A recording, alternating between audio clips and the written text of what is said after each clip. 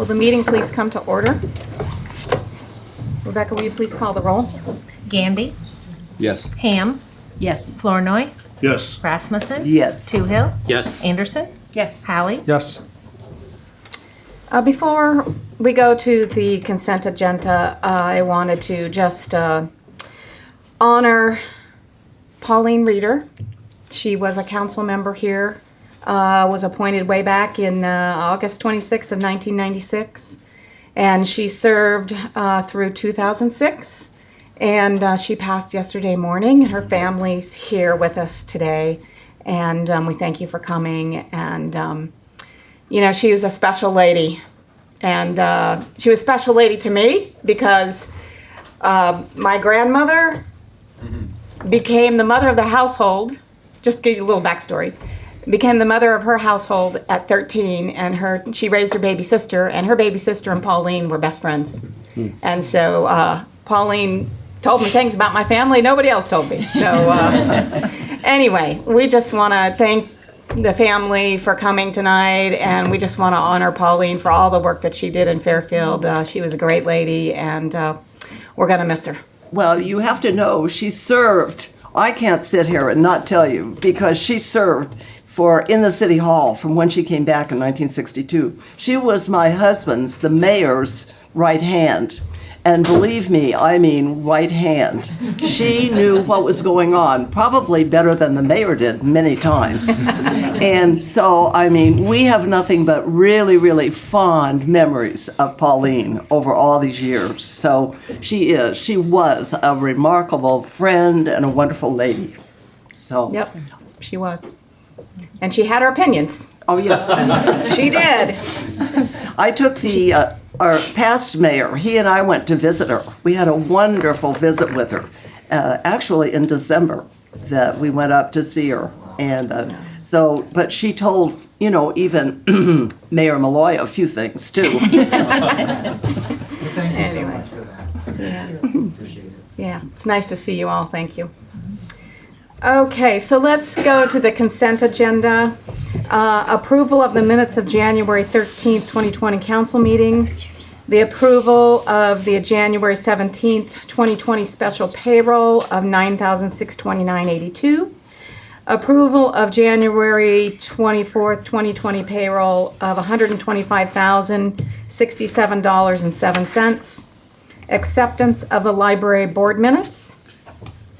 Resolution authorizing a fund transfer. Approval of liquor license for the Hy-Vee meeting room, Fairfield Fast and Fresh, and the Hy-Vee C-Store. And approval of total claims in the amount of $263,347.64. And there was one claim over $75,000 to Waste Management of $133,953.54. Is there a motion to approve those? So moved. Second. Moved. Just a quick question. Yes. Why is the word ownership in parentheses after the two liquor license renewals? It's anytime there's a change, if there's a name change on any of the ownership, they send it to us for approval. Oh, so there's been a change in the way it's designated. What's the difference between Fast and Fresh and the C-Store? I wish I could answer that. Okay. I'm sorry, it's the same building. I'm not sure what exactly. Okay. I think one covers the inside and one covers the gas. The C-store is probably the Store owns convenience. the gas store.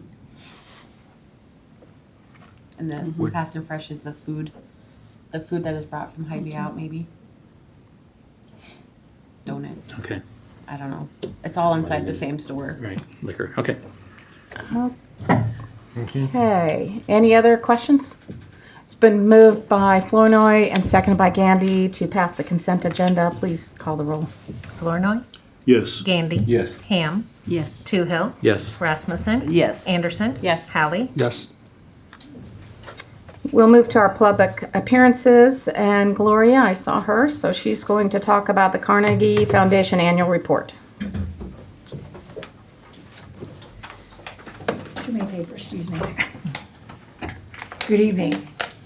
I am here tonight representing the Carnegie Museum Foundation of Jefferson County. to bring you up to date on activities that the foundation is involved in with the Carnegie Museum. First of all, in case you are not aware, the foundation was organized to operate for charitable and educational purposes as a 501c3 for the purposes of fostering awareness, appreciation, and protection of the history and heritage in and around Jefferson County. The foundation, as well as the City Carnegie Museum Board, take this responsibility very seriously, and we work hard for the citizens of Jefferson County. The things I want to bring you up to date on are these. The elevator at the museum will soon be replaced later this spring. Schumacher Elevator Company will install it and try to work around the Indian Hills Community College schedule. Funds for the project are being provided by Lost Funds, Indian Hills Community College, the Greater Jefferson County Foundation, and the Carnegie Museum Foundation. 2, the foundation has been working with Indian Hills Community College and Mark Schaefer, the director of the museum, to design a new lighted sign for the front of the building. The sign is not an accurate name of what Indian Hills is now, so that's the reason we're changing the sign. And we're going to get the museum on that sign, so people, when they drive down the street, they realize it's there. You would be surprised how many people have come and said, oh, we couldn't find you. So we're hoping this signage will improve that. The bricks that are holding the sign now are deteriorating, and we've had some stone from Barhite Chapel donated that will be used on the sign. And it's stone similar that's on the cornerstone that you see at the corner of the Carnegie building, also of the light pole that's in front of the building. So if you wonder what those stones are like, that's what they are. And Dennis Kossow, the man who did the work on that stonework, has agreed to do the stonework for the sign. And funds for this is coming primarily from the Parsons College Alumni Association. So that's always good. Klingner and Associates, PC of Burlington, Iowa, conducted a structural and maintenance analysis of the Carnegie Museum building, and their report was dated June 1st, 2018. And that report was funded by the foundation and has been studied by our group in order to determine what our actions would be. Because what we do is provide funds for capital expenses. We are limited on how much we can have each year with the way our endowments are set up, but we can contribute to capital expenses. According to the report, there are 3 main projects that need to be done for the building. Now, that doesn't mean small projects. The east exterior stairs, the masonry work on the entire building, and repair and reinforcement of the southwest corner of the building. The foundation has decided to begin fundraising for 3 separate phases of work, with the first phase to be done being the east exterior stairs. An application for lost funds has been submitted for review, and if that application is approved, the foundation has approved additional funds to go with those monies to do the project. The second and third phases, however, are more extensive, and they will require more money. Our foundation will be submitting grant applications to various entities, some of whom will require matching monies. We also want to help coordinate fundraising in the community to gather funds to do the work that needs to be done to the building. We have been working closely with Melanie Carlson, the city engineer, and would like to work with any other members of the city council or city leadership, both past and present, to create a successful capital fundraising campaign. And your guidance would be very appreciated, because this is your building. It is this community's history. Now, you should have received part of the Klingner and Associates report electronically, did you? Mm-hmm. Okay. You probably did not receive the pictures, am I correct? Did you send the whole report? Okay. We thought you might be overwhelmed if you saw a bunch of stuff to look at. So what you have there in front of you is part of the report, the written part of it. And if you want to see the entire report, see Melanie. She has access to that. Now, as you look at the report and you look at the page that has the possible costs for all the work on the museum, you're going to go, ugh. I heard the gasp when you read it, I'm sure. But I don't want you to think that the building is in poor shape. To quote the Klingner report, the overall condition of this 125-year-old plus building is structurally sound. It just needs some help. Please keep in mind that the Carnegie Library building was the first Carnegie Library funded by Andrew Carnegie west of the Mississippi River. The building itself is a historical treasure. And then you add everything that's in the building. We have a gem there that a lot of people are just now beginning to discover. It is definitely a valuable asset to Fairfield and Jefferson County, and it is listed on the National Historic Register. If you have any questions about anything that we're going to be working on, please contact Melanie, the city engineer, Mark Schaefer, the museum director, David Neff, who's chair of the City Museum Board, as well as a Parsons alum liaison on our foundation board, or me. Melanie has our contact information, and you're also welcome to schedule a visit to the building anytime. If you haven't been there lately, we have Therese Kaminsky on board, and she, and as well as Stan Plum, who is on the city board, but is also a retired archaeologist. You would be amazed at what they've discovered and what they're doing, and monthly programming too. If you have any questions for me tonight, I will try to answer them. I won't guarantee that. You have a copy. Rebecca will give you a copy of what I reported so that you can look at that later. And if you have any questions, I'll take them. If not, you can talk to me later. Questions, council? Okay, thank you. Okay. We have- Well, can I point something out? Yes. This is a city building, right? Yes, it is. And I think we should refer this to the property committee to act as a liaison, if nothing else, if they're going to be working on the building and they want our input. Okay. So that's my motion, is to refer this matter to the property committee to work with the foundation and as they're developing their plans to improve the building. Is there a second? I'll second that.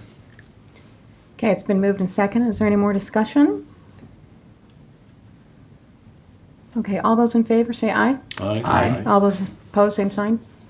Okay, motion passed unanimously. And who would I contact to start that I just give liaison? that job to Martha. She's the chairman of that committee. Oh, Martha, I know. I can track her Gloria, why down. did you think I did not immediately say the property committee? No. Well, I was hoping that would come up tonight because I knew this was a possibility, but I'm not the one in charge, so you have to decide that. So we'll look forward to working with you because we've got a big job, but a good job to do. So, thank you. Great idea. Thanks for that suggestion, Doug.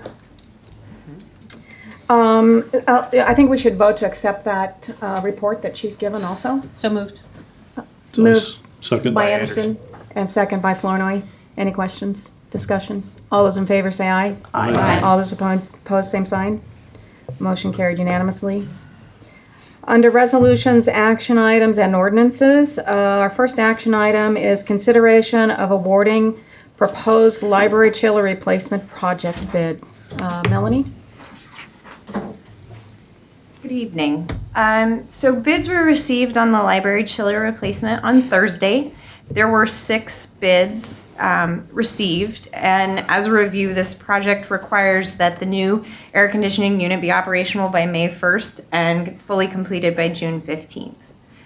The project included a base bid as well as a unit price for concrete removal and replacement, and then an alternate bid for overhead piping rather than underground piping was taken.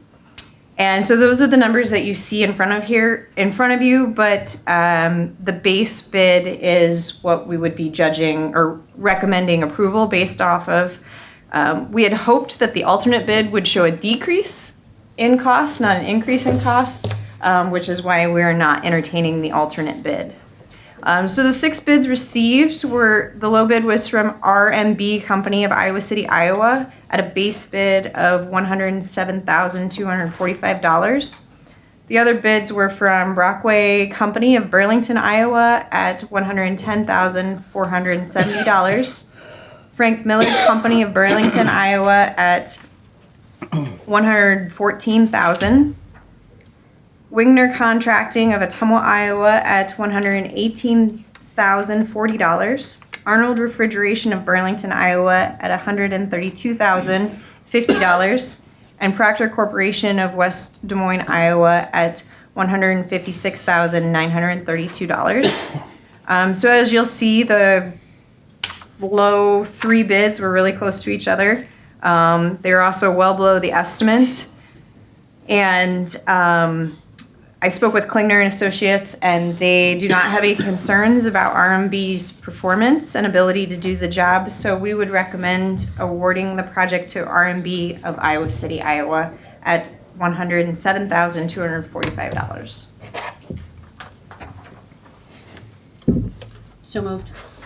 Second. Moved by Anderson, second by Flournoy. Any further discussion? So the base bid is what we just accepted. But then the concrete removal and replacement, that's going to be in addition, so So the base bid includes 8 square yards of concrete. If there is more or less concrete removed, we would adjust it based off of that unit price. okay. Does this have a completion date, estimated completion date? Final completion, including cleanup, by June 15th. So hopefully before it gets hot. Okay. But Yes. operational by May 1st. And operational by May 1st. So Okay. before it gets warm, and then gives them additional time to get the old chiller out of there, Okay. get the concrete replaced, and the fence back up around the unit and such. Okay. Any other questions?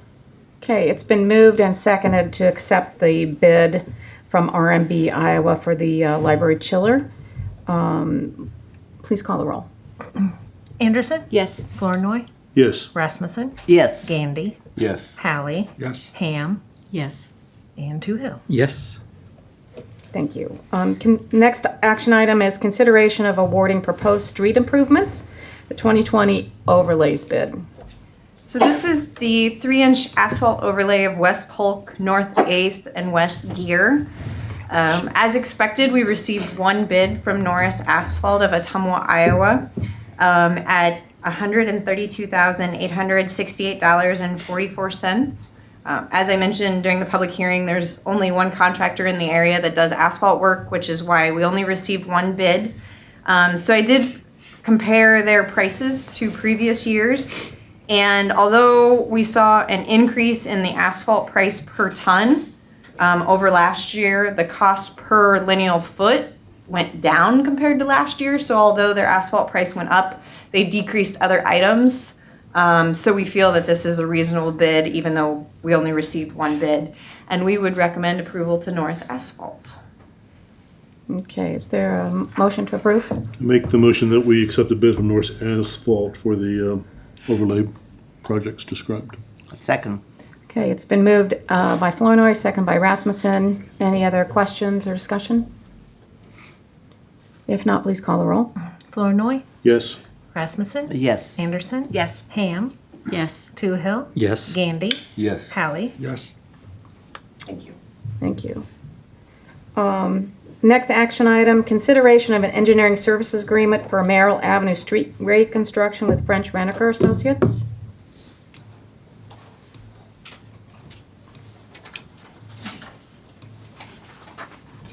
I'm Matt Walker with French Reniker Associates. What we have before you tonight is for reconstruction of 4 blocks of paving. The first street would be from Merrill Avenue from Highway 1 2 blocks west. The second part of the project would be Carpenter Street, approximately 600 feet to the west. It's a pretty straightforward project. We're going to be upgrading the ADA sidewalks along Highway 1 in the corridor, so all that will be in ADA conformance. We will need to coordinate with the DOT on how we're going to place that ADA in the Highway 190 degree turn right there at the corner. Let's see.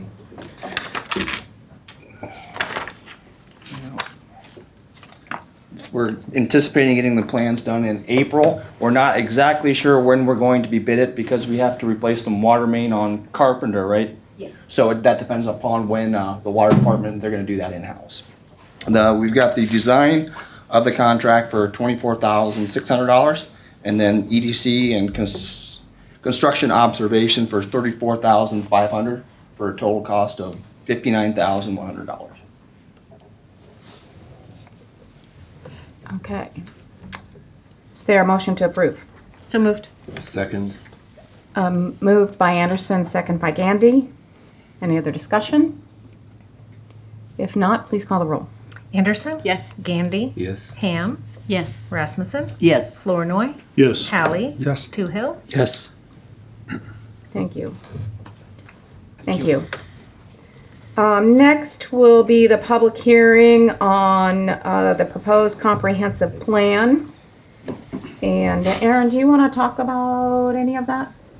Oh, there we go. Chris Shires is here to talk about it. We'll let him do it. Excellent. Well, I can jump right into it. Chris Shires with Confluence, also with us tonight from our team is Jane Reesner. In case you have a really good question that needs a technical answer, that's why she's here. I do have a short, reasonably short presentation going through the highlights of the comprehensive plan. There's a lot in there. Many of you have seen many different components of it, but please do feel free to interrupt me with any questions as we're going through this. We definitely want to make sure that you have all your thoughts and ideas on this understood by us. And so very excited to be presenting this. For this presentation, my clicker will work. There we go. I'm going to run through the different chapters, the major components of the comprehensive plan, as well as just a quick review of the goals contained within it. And one thing just for clarification, we've had a comment draft, a public draft out since middle of November after we had a special meeting with the Planning Commission on November 18th. There's only one part of it that has changed since November, and I'll point that out as I run through the plan. It's a portion of the land use section that changed at a recommendation of the Planning Commission. And we did receive one public comment generally in support, and I can go through that as well. And so there is a list of all the different chapters of the different components. I'm going to walk through those. Again, interrupt me if you have any questions. So chapter 1, we're just talking that big picture vision for the community. We're also looking at what's the purpose of this plan, how do we use it, its role. We talk about some of the past planning efforts, really that vision for the community. And Fairfield was a heck of a lot of fun to work with. You guys have a lot of great vision for your future. You've already done some great planning and implemented a lot of great plan ideas in the past, and we think the future is bright moving forward. And then in the community profile section, this is where maybe I better hold this in that hand. There we go. We talk about demographics, what's the makeup of the community, population growth and changes over time, what's that existing land use look like, in housing. So a lot of good background information about the community. And then very importantly, in chapter 3, we're walking through that public input. What was our process for public input? What did we hear? We had an advisory committee, a steering committee that helped do a lot of the heavy lifting, vetting some of those sometimes competing ideas and interests. We had a series of stakeholder interviews.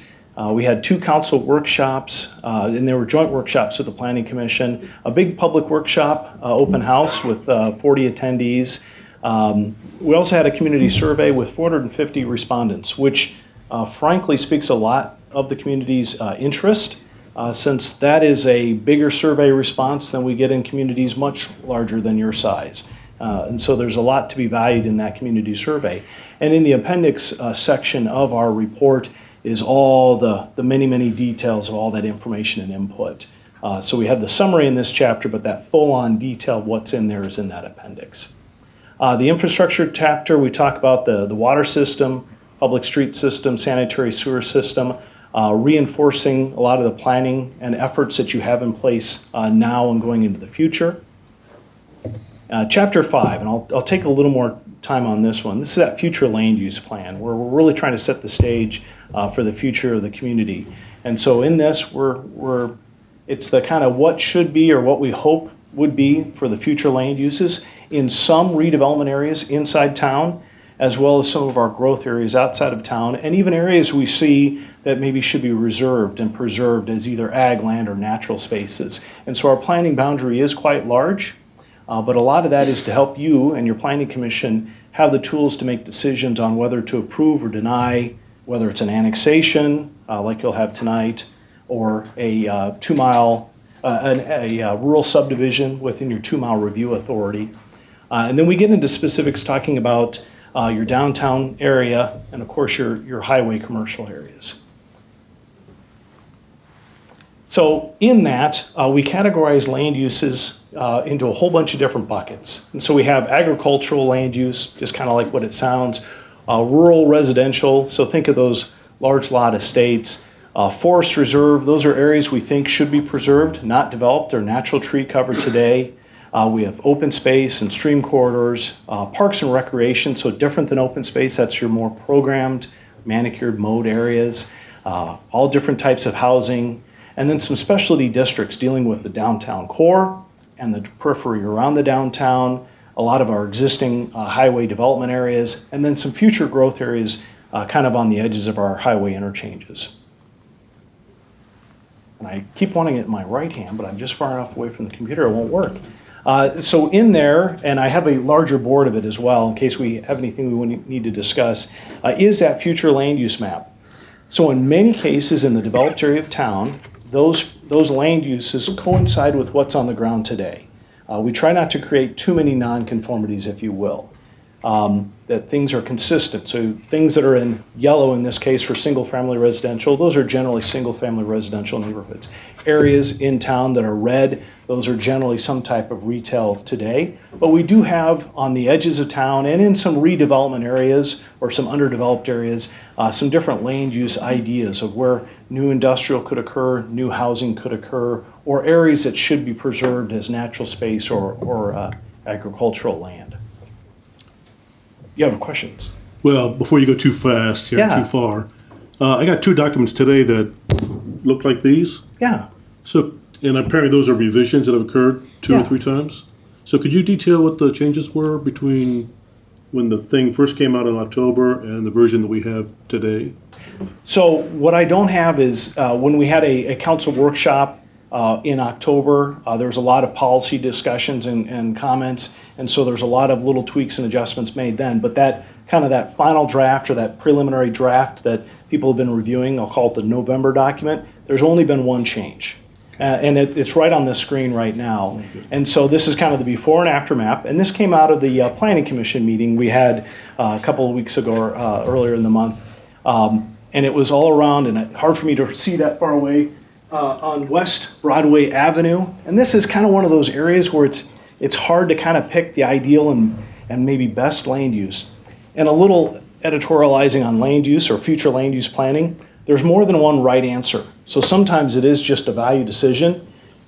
This is a tool for you to use when you're making a decision of zoning or rezoning a property or approving or denying a development or redevelopment of a property.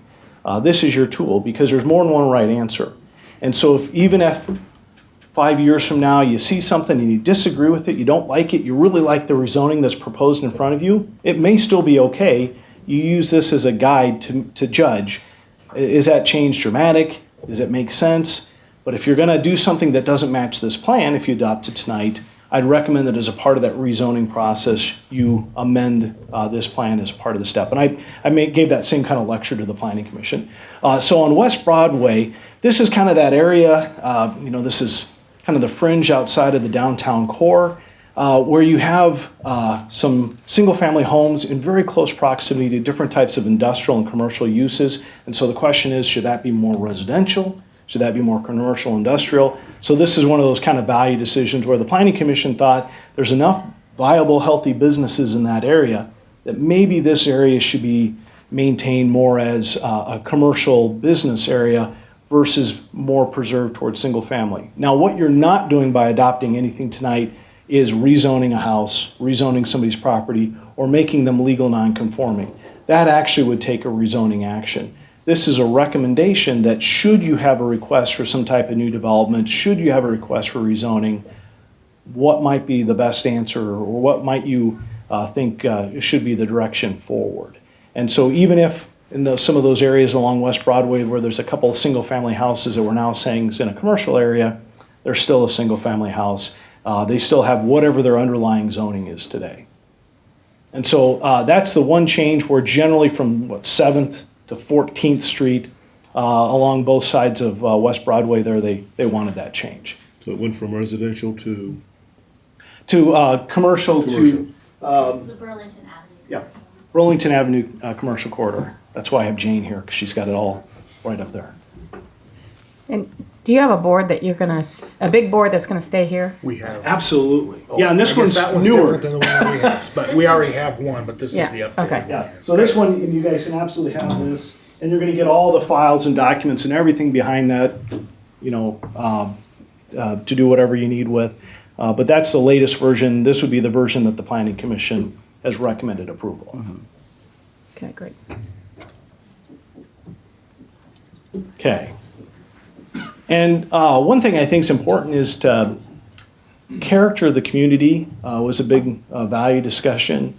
What do we want to be as we continue to grow and evolve? And so what we like to look at is what's that percent mix of land uses that we proposed, and even compare that to how the city is currently today. And so right now, as you see, even with that large planning boundary, that tan color, that's agricultural areas. And so even with the proposed land use plan, we're still almost 40% agricultural areas, and then that almost 13%, that light green, is some type of open space, stream buffer, corridor area, green belt area, really kind of a natural space. And then those yellows and that tan, that's some type of residential, single-family residential. So consistent with how the community is today, a lot of open space, a lot of ag, a lot of residential. And that doesn't represent city limits, that represents city limits plus adjoining areas that might be areas of growth. Absolutely, and in fact, I can't even imagine that, and so I back up on the map on the screen here is that future land use map, and we plan well outside your city limits, and it's not to think that you're in any kind of near-term future would ever annex this far, but it's a way to kind of protect the edges of the community based on what's important to you. It helps set this tone where if a developer is looking to do a rural subdivision, they kind of know, wow, you know, the city doesn't see that as an area for residential. They might not approve my 2-mile subdivision if it's within 2 miles. These are areas for open space. We kind of understand that.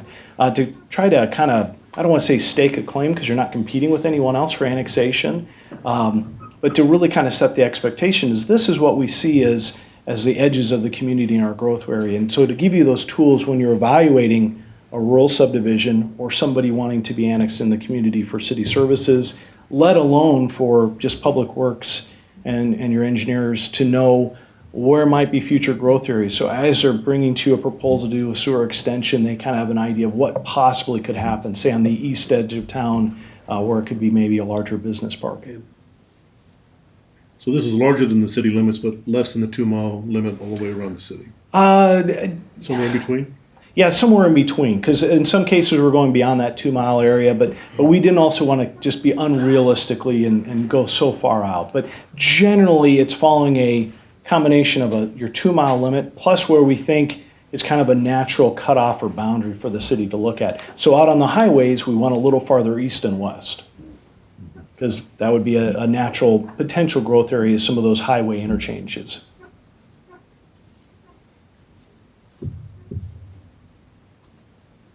Okay, any other questions on future land use? So a little bit also on how we use this plan, and we spent a little time explaining this to your planning commission that does your heavy lifting to give you guys that recommendation of what they think as your advisory board. This is a matrix to help you evaluate when we show, say, that Burlington commercial area and somebody wants to be zoned consistently with that commercial, what would be a consistent zoning district within your code today to zone that property? Whether it's we show it as low density residential or some type of commercial, how's that tie into your zoning code today?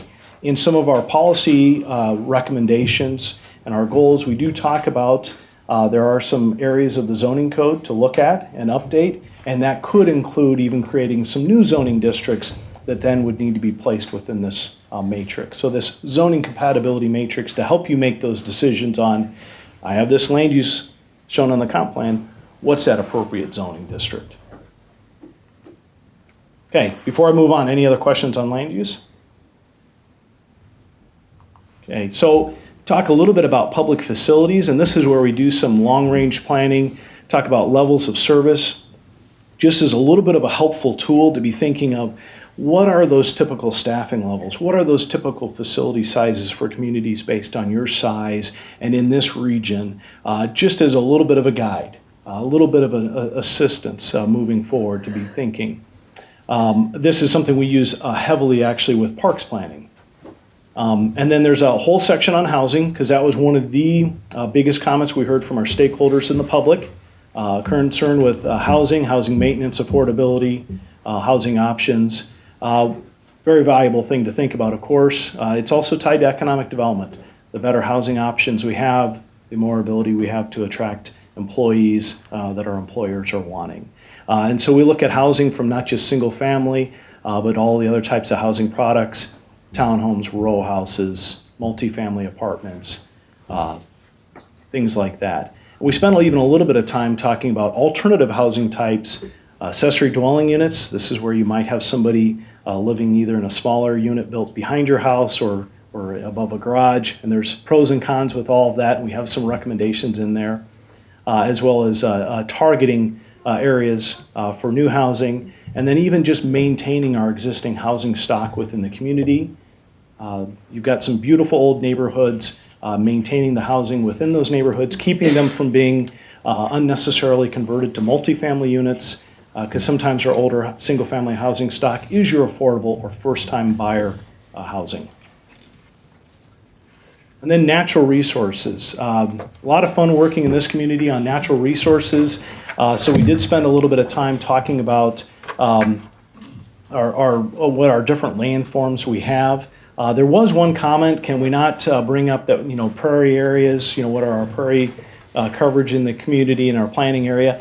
We just do not have a data set to provide that. That's not something that's typically an available data set here in Iowa. It's very limited where we have true prairie land. So we have to go with kind of the data sets we have. So that'd be floodplain areas, steep slopes, where we have significant tree cover, things like that. We also talk about soils. And then we have a whole slew of some of our best management practices and ideas and options for preserving our natural areas and protecting them. You're very lucky from a flooding potential in that you don't have this humongous river kind of cutting through town, causing constant flooding. But you can always focus more in on water quality and other types of improvements. And so we didn't need to have to get quite as heavy as we normally do on floodplain regulations. Parks and recreation, something typically very, very important to the community members. We did get feedback. We did categorize your existing park system and also calculate out its level of service with some recommendations in there, including park demand, kind of the walk time analysis, how far are people from neighborhood scale parks. And so that's definitely a chapter to spend a little bit of time.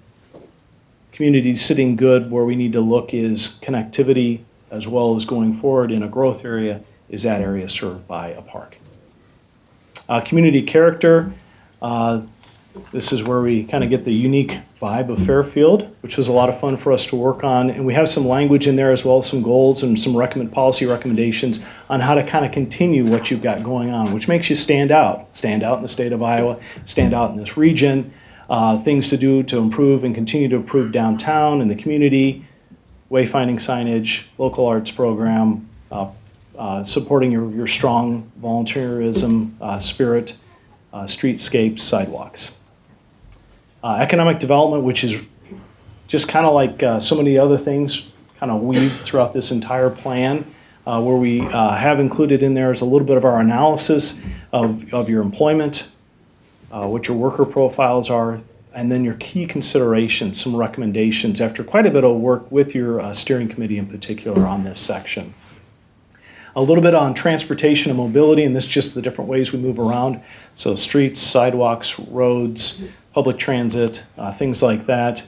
Included a road classification system. Some growth areas we did identify just kind of a basic future street network.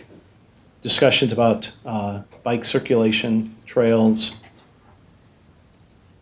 That's just that future ultimate street map, kind of categorizing your major roadways into different hierarchy, into different road classifications.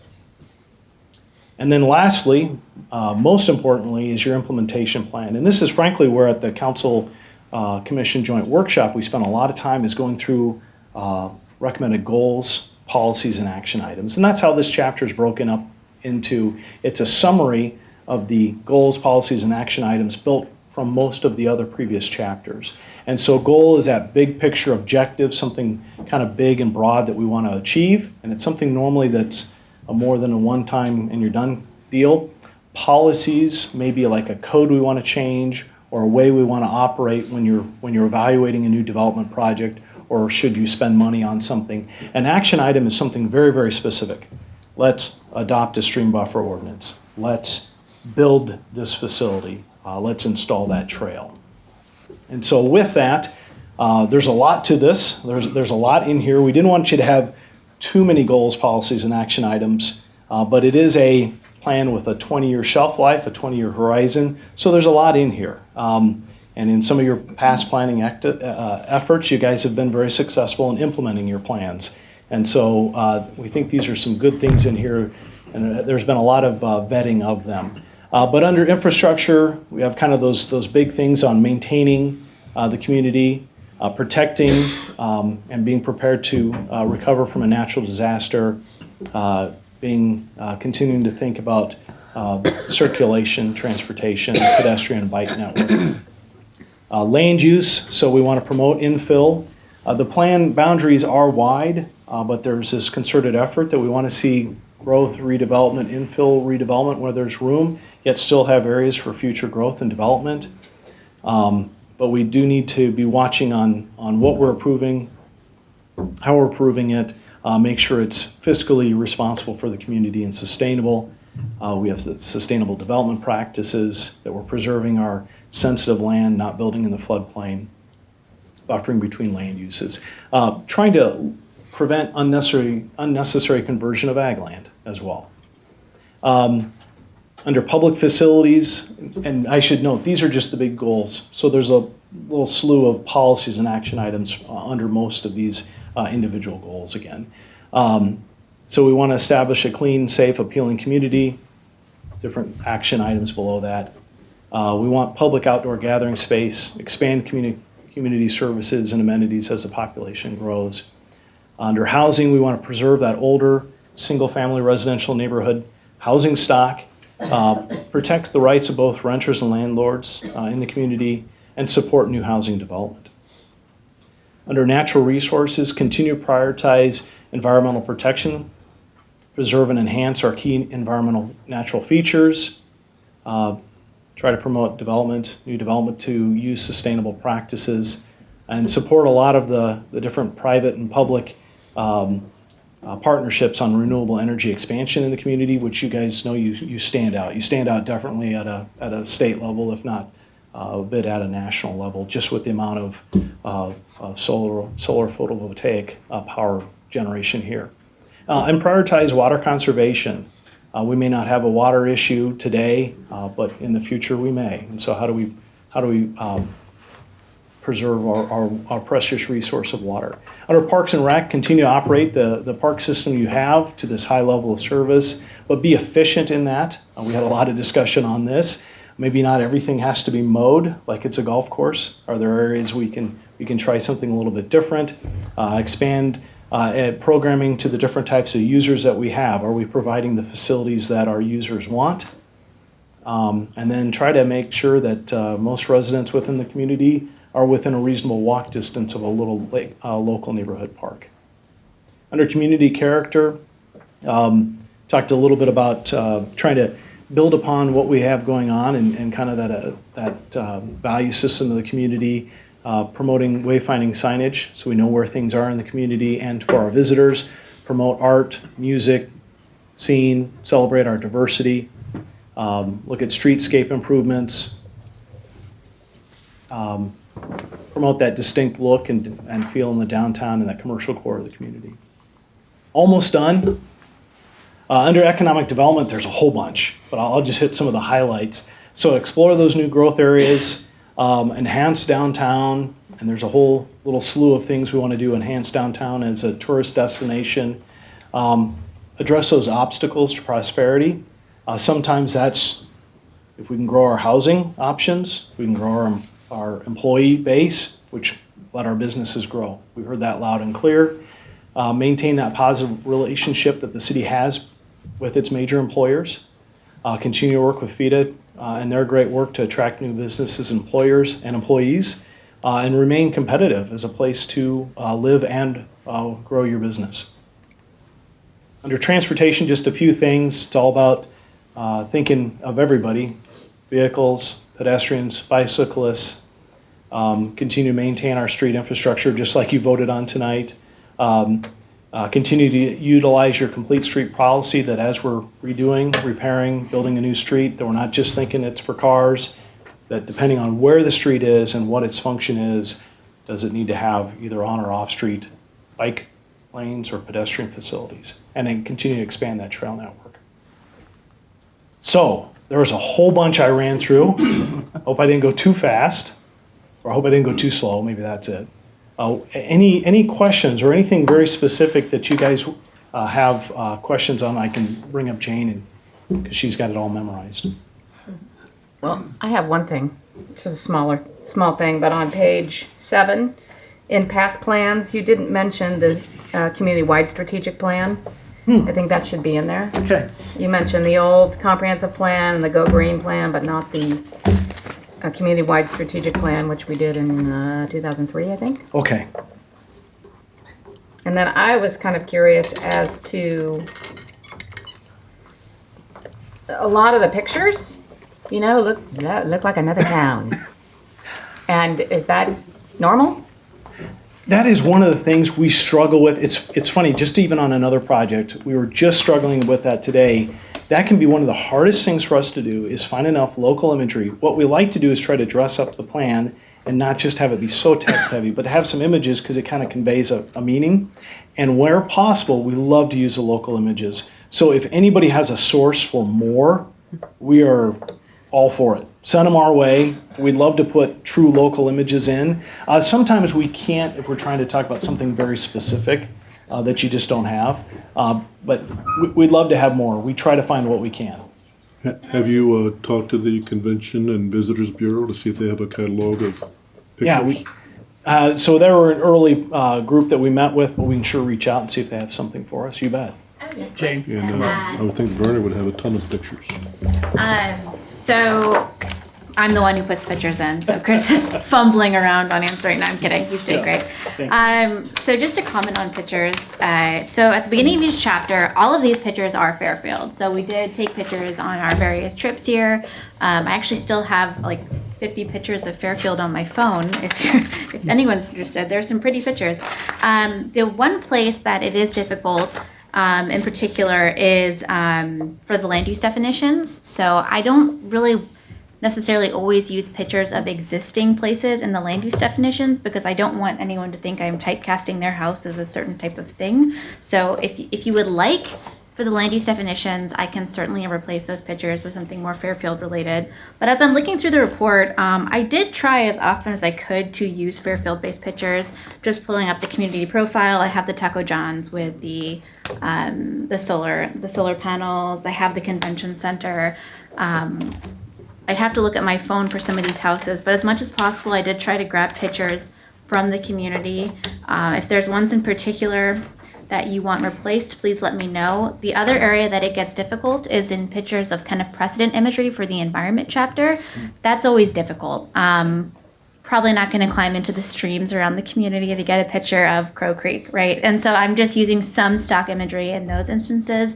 But if you have a nice picture of Crow Creek or et cetera that you want us to use, please send them my way. I have no problem replacing those images. But I did try as much as I could. I have the evidence on my phone right now, I swear. So let me know. Thank you. Message loud and clear. We'll do our best, especially if anybody has anything. So. I have one other question. It's maybe because I wasn't involved so much earlier, but and it has to do with just the title, Fairfield Forever. Why isn't it called the 20-year comprehensive plan? So was that something that was developed by everybody? The Yes. steering committee. No, we didn't have anything to do with it. The steering committee was involved in that to choose the comp plan Okay. title.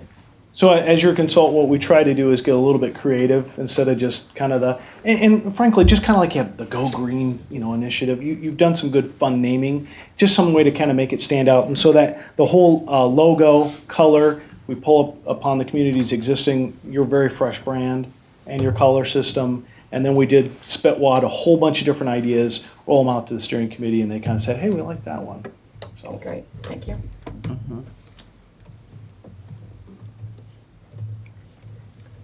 Any other questions right now? Okay, I guess let's open it. Let's open the public hearing and see if we have comments and or questions from the public. If you do, please come to the microphone. And please let us know your name and where you live in the city. Okay.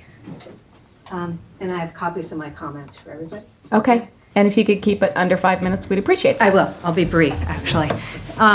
My name's Ann Walton, and I live over on Lakeview Drive. And I'm coming in very late on this process, and I'm also new to Fairfield, so don't discount my comments because of that. I do appreciate the opportunity to review this plan.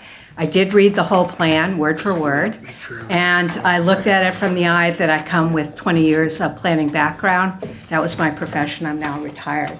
And so I just found, I looked at very high level pieces of this that I thought were maybe missing or overlooked, and went down to the very details of the different land use categories, of which I felt there were too many. So all of my comments are detailed in the information in front of you. I put my contact on that in case somebody has a question.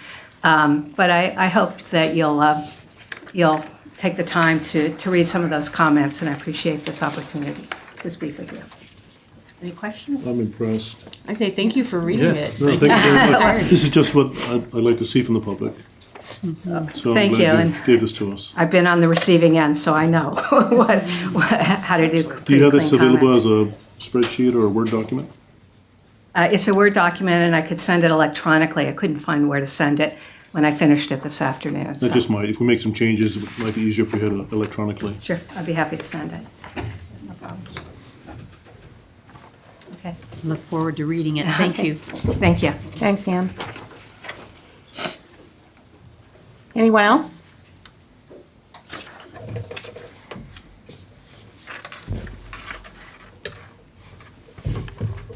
I'm Rick Shattuck, and I just wanted to respond to the other comment about, celebrating our diversity, which is all well and good. We should also celebrate our sameness, and also, Mr. Gandy, we appreciate your standing in the community and great example to people of all colors. But Iowa is 90% white, and we've been doing pretty well. We have an average IQ of 103, and near Massachusetts, which has 104, with Harvard and MIT, we're doing pretty good. And, Is this a comment about this plan? The plan is just that, we consider that it's okay if we remain the same. There's a 3% population that does 25% of the crime. Rick? Yes. I don't want to interrupt you, but Sure. this is regarding the comprehensive plan, not any Yep. other comments or anything like Right. that. This is a public hearing for the comprehensive plan. If you want Yep. to talk specifically about the comprehensive plan, Yep. that's fine. Okay. You've brought some of those comments up before when you were speaking in front of the council. Yes. Okay. Well, I just want to say that since it is January is White Appreciation Day, and thank you very much. Okay, are there other comments? I know there's at least one person who wanted to be here tonight but couldn't be here, and she wants to provide input at some point, or Dwyer. Okay. Okay, if there are no other comments, I'll close the public hearing. And council, how would you like to proceed?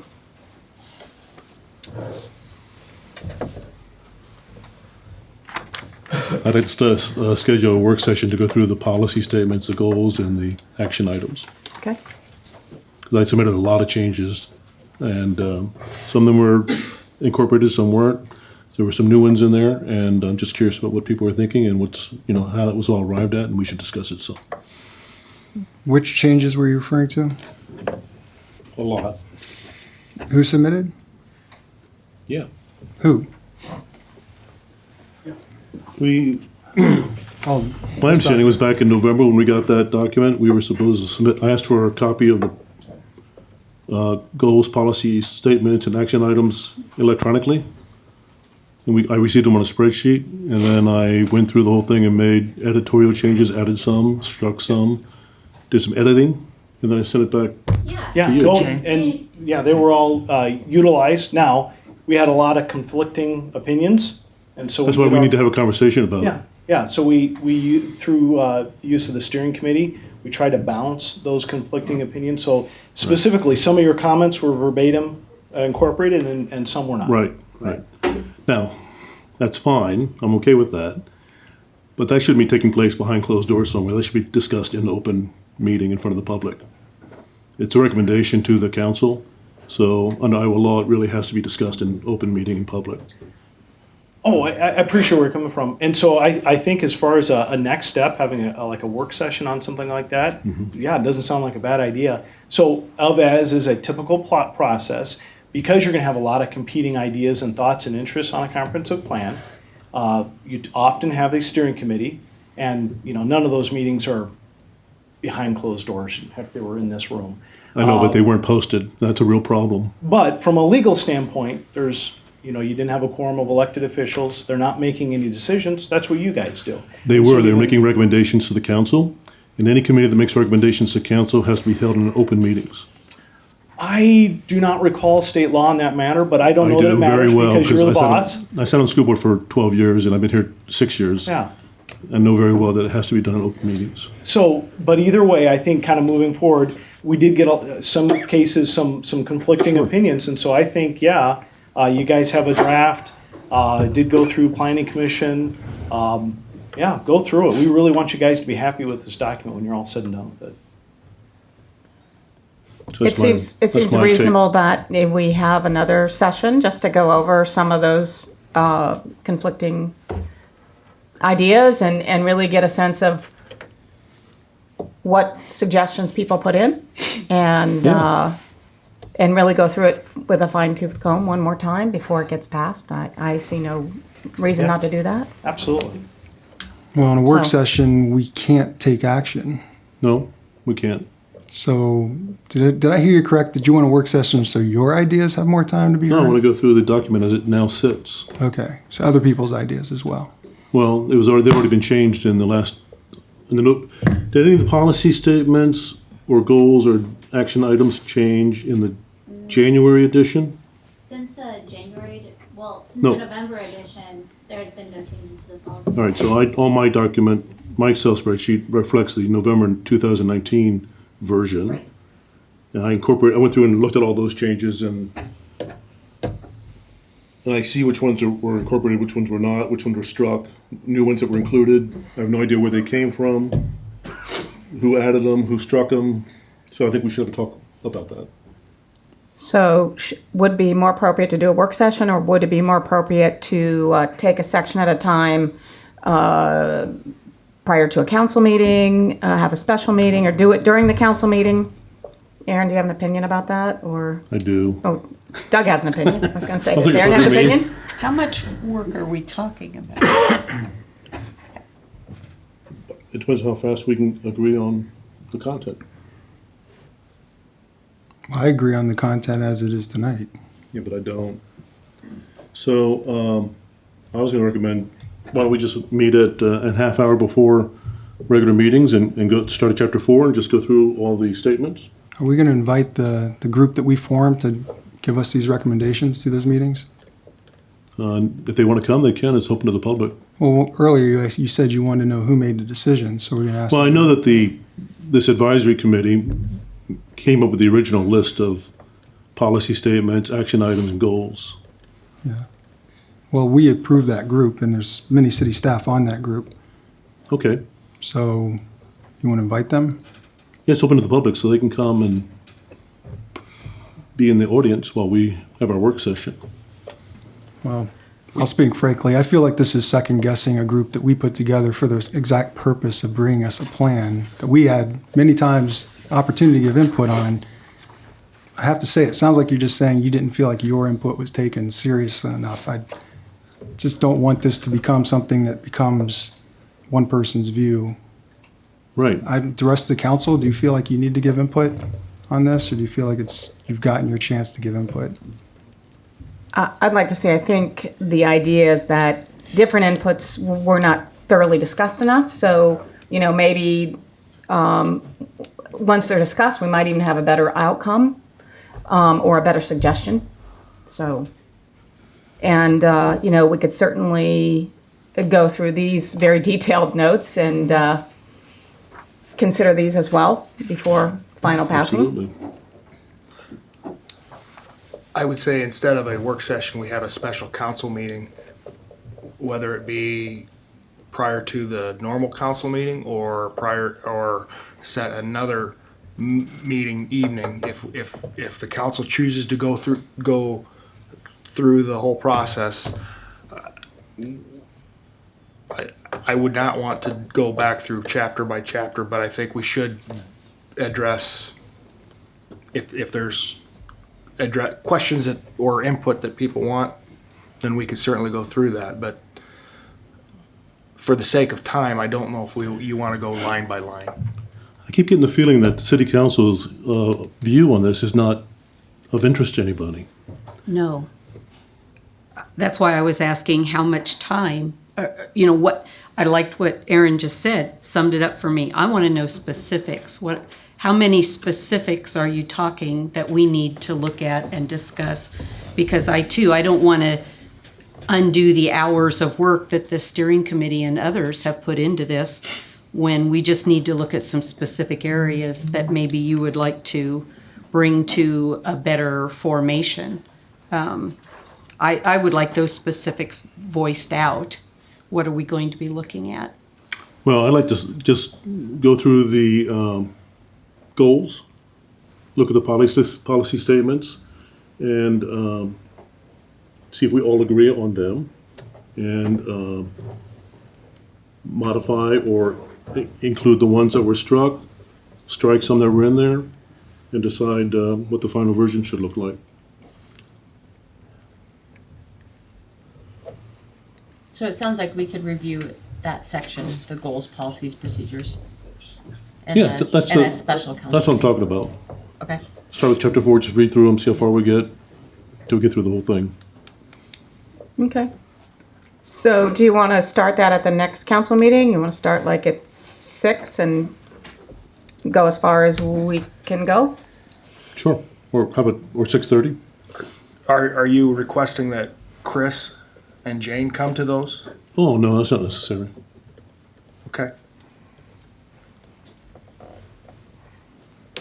I don't think.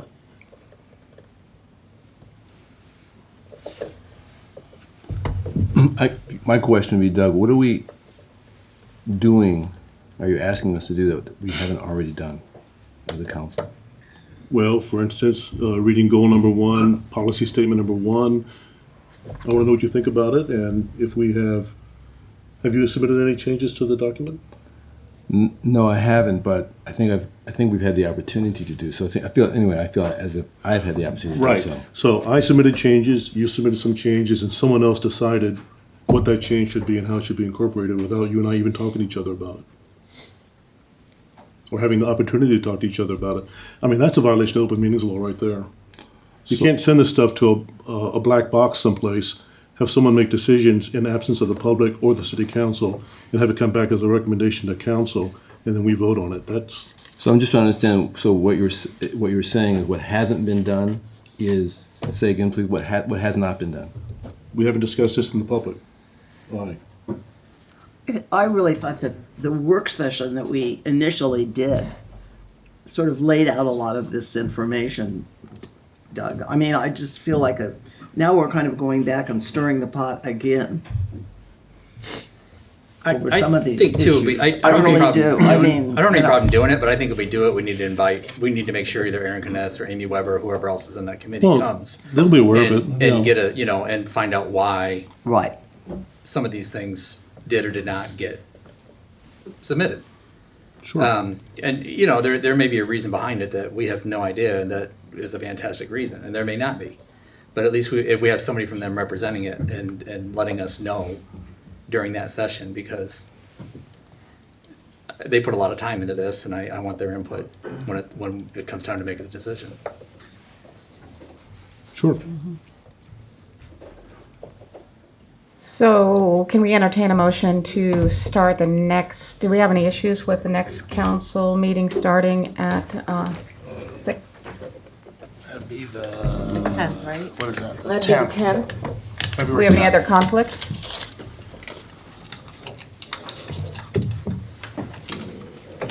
As far as you know? My arm's not long enough.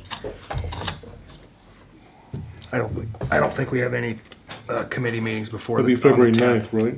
Or more, that's March. February 10th. February 10th. I don't think February at this 10th. point we have any committee meetings scheduled prior to the council meeting. Okay. So is this being considered a special council meeting or a work session? Special council meeting? In order to make decisions, we're gonna have to have a council Special meeting. council meeting. So Yes. Okay. it's a special council meeting. But at 7, we'll start the regular council meeting. Correct. Yes. The agenda for the special council meeting will be review the comprehensive plan. Yep. Okay. I'll make a motion for that. Okay. Second.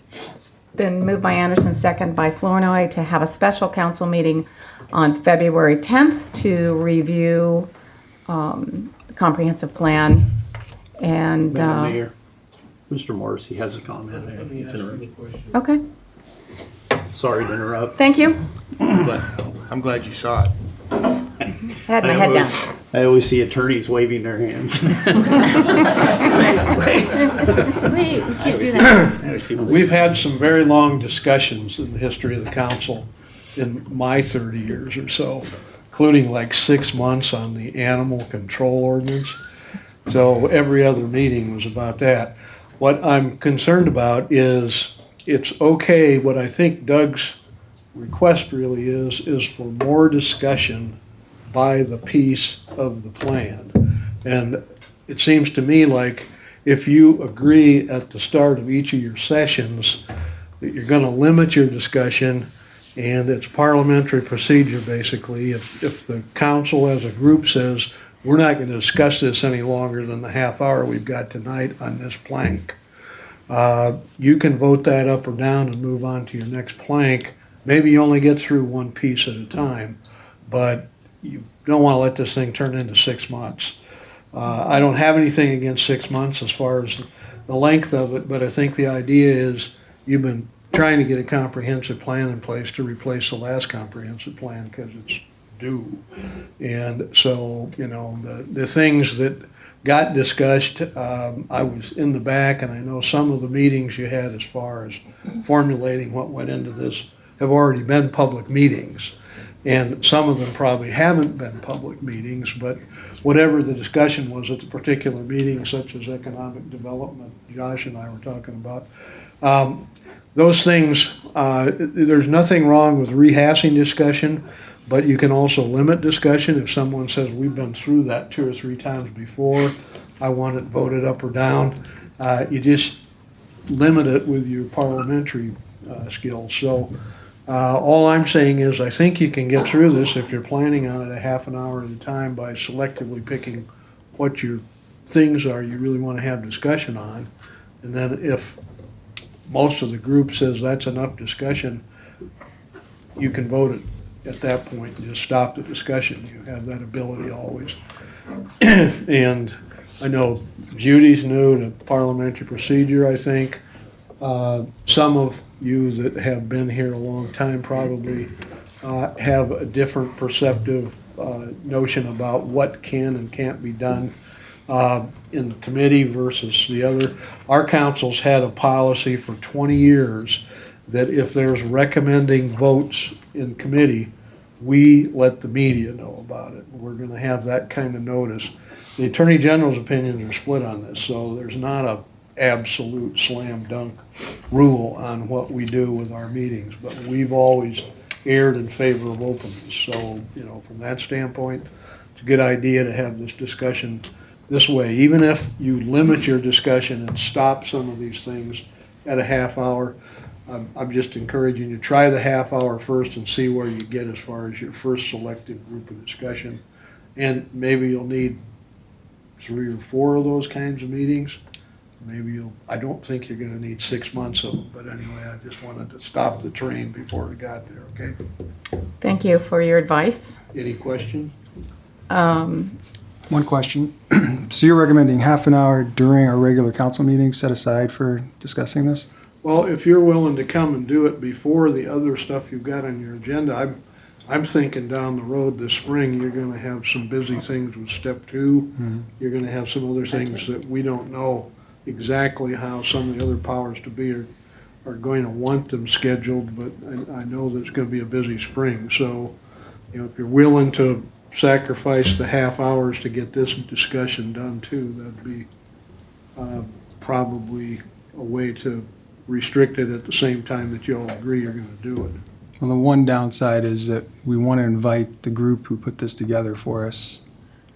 So one meeting, an hour-long meeting, is a lot easier for them to attend than coming back over and over.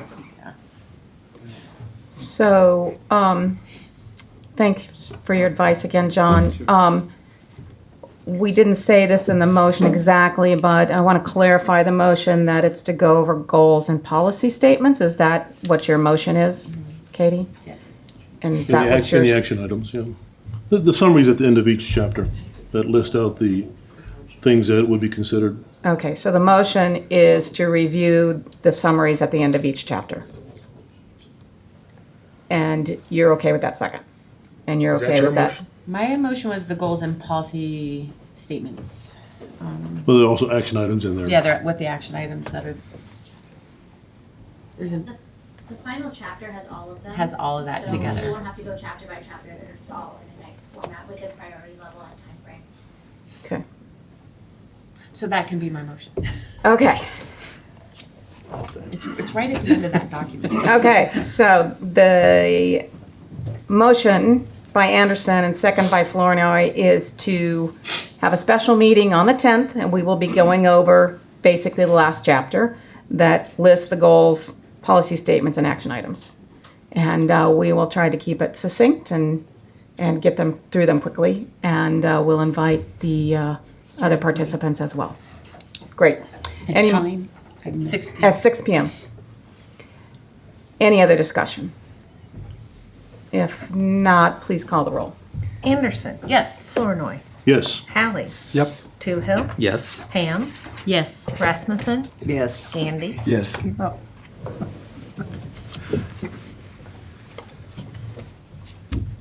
Okay, that passed. Was that everyone, or? Yes. Yep. Okay, thank you. Next action item, let's see, is, oh yes, it's a public hearing on the matter of the proposed annexation of 2094, 2096, and Parcel B, Libertyville Road. Is anyone going to talk about that, Melanie?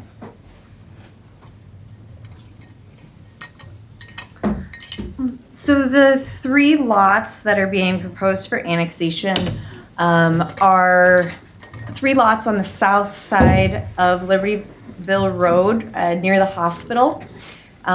These lots are in front of the parcel that is the site for the proposed child care center. And just to be clear, what you are approving tonight is annexation of these parcels, not the use of these parcels.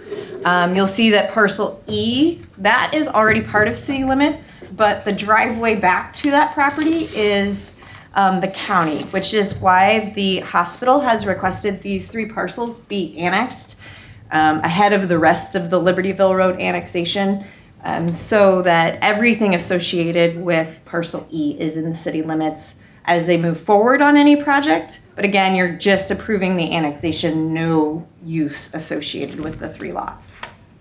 And this comes from planning and zoning recommending annexation of the 3 parcels. Any questions, council? If not, I'll open the public hearing. Are there any comments or questions from the public?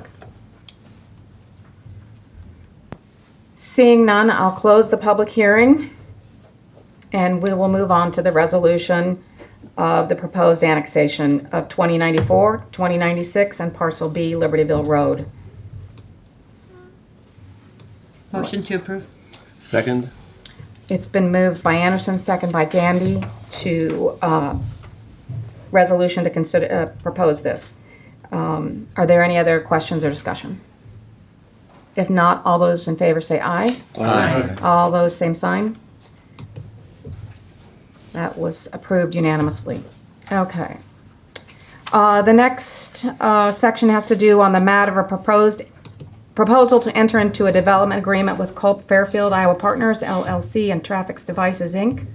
And Aaron, you want to say a little something about that before we open the public hearing?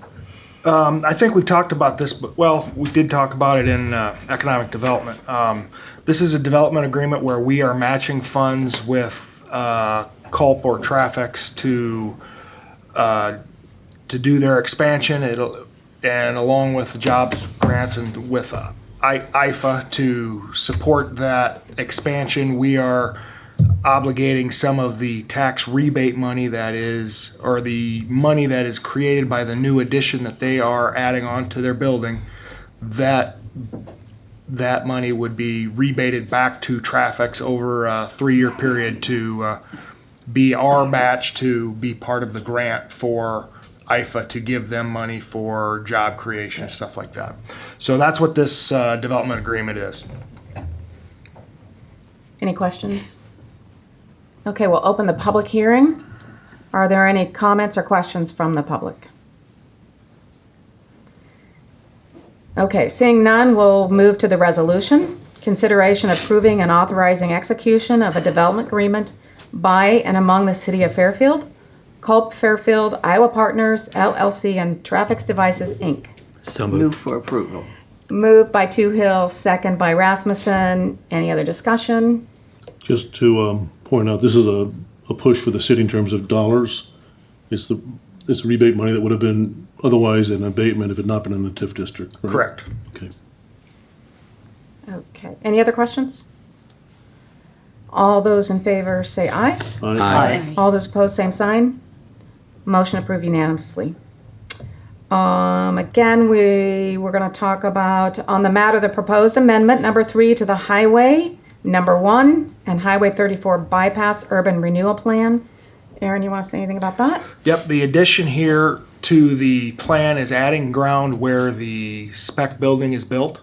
It's actually adding the ground between Highway 1 and where the spec building is to make it all a congruent property within the urban renewal area. It's just adding that area to the area so that in the future, if and when that building is sold, it allows us to utilize TIF dollars to incentivize, or if whatever needs to happen with a development agreement with that new business that we may be able to do in the spec building is what this is allowing us to do. Great, thank you. Any questions? So I'll open the public hearing. Are there any comments or questions from the public? Seeing none, I'll close that hearing. And we'll move on to the resolution. Consideration of resolution determining an area of the city to be an economic development area, and that the rehabilitation, conservation, redevelopment, development of a combination thereof of such area is necessary in the interest of the public health, safety, or welfare of the residents of the city, designating such areas as appropriate for urban renewal projects, and adopting the amendment number 3 to Highway 1, Highway 34 bypass urban renewal plan. I'd entertain a motion to pass the resolution. Move to approve. Second. Moved by Rasmussen, second by Ham. Any other questions or discussion? If not, all those in favor say aye. Aye. All those opposed, same sign. That resolution passed unanimously. And then we have an ordinance. Consideration of division of revenues under section 403.19 Code of Iowa for amendment number 3 to the Highway 1, Highway 34 bypass urban renewal plan. This is the first reading. Motion to move first to second. Okay, is there a second? Second. Moved by Anderson, second by Gandy. Any discussion? Could Aaron just explain this to us? Is this the economic development area we just Yes. approved, and this is just spelling out how the money would be distributed to the various taxing bodies? Correct. Okay. So the school district and the county and whomever might be involved. Okay. So it's been moved and seconded to move this to the second reading. Rebecca, will you please call the roll? Anderson? Yes. Gandy? Yes. Flournoy? Yes. Ham? Yes. Rasmussen? Yes. Toohill? Yes. Hallie? Yes. Okay, thank you. Ordinance 1184, consideration of amending the downtown parking restrictions. This is the second reading. And, I have something to say before we okay, before we look at it. Yep. The city staff would recommend approving this to go to the third reading. We have one change. It's a recommended change on page 2, paragraph 2 in section B. The last line there, it says between the hours of midnight and 7 a.m. unless otherwise needed. We would recommend the change. Parked vehicle interference when set time is announced and then in effect for 48 hours or until streets have been cleared curb to curb. What that is we want, once we make the announcement for a snow emergency, the city has 48 hours to get the streets plowed, or if we get it plowed curb to curb sooner than that, then the citizens can go back to parking on the streets there. Just a little bit clearer verbiage, and between up until 7 a.m. is probably not quick enough for us to get the downtown square plowed.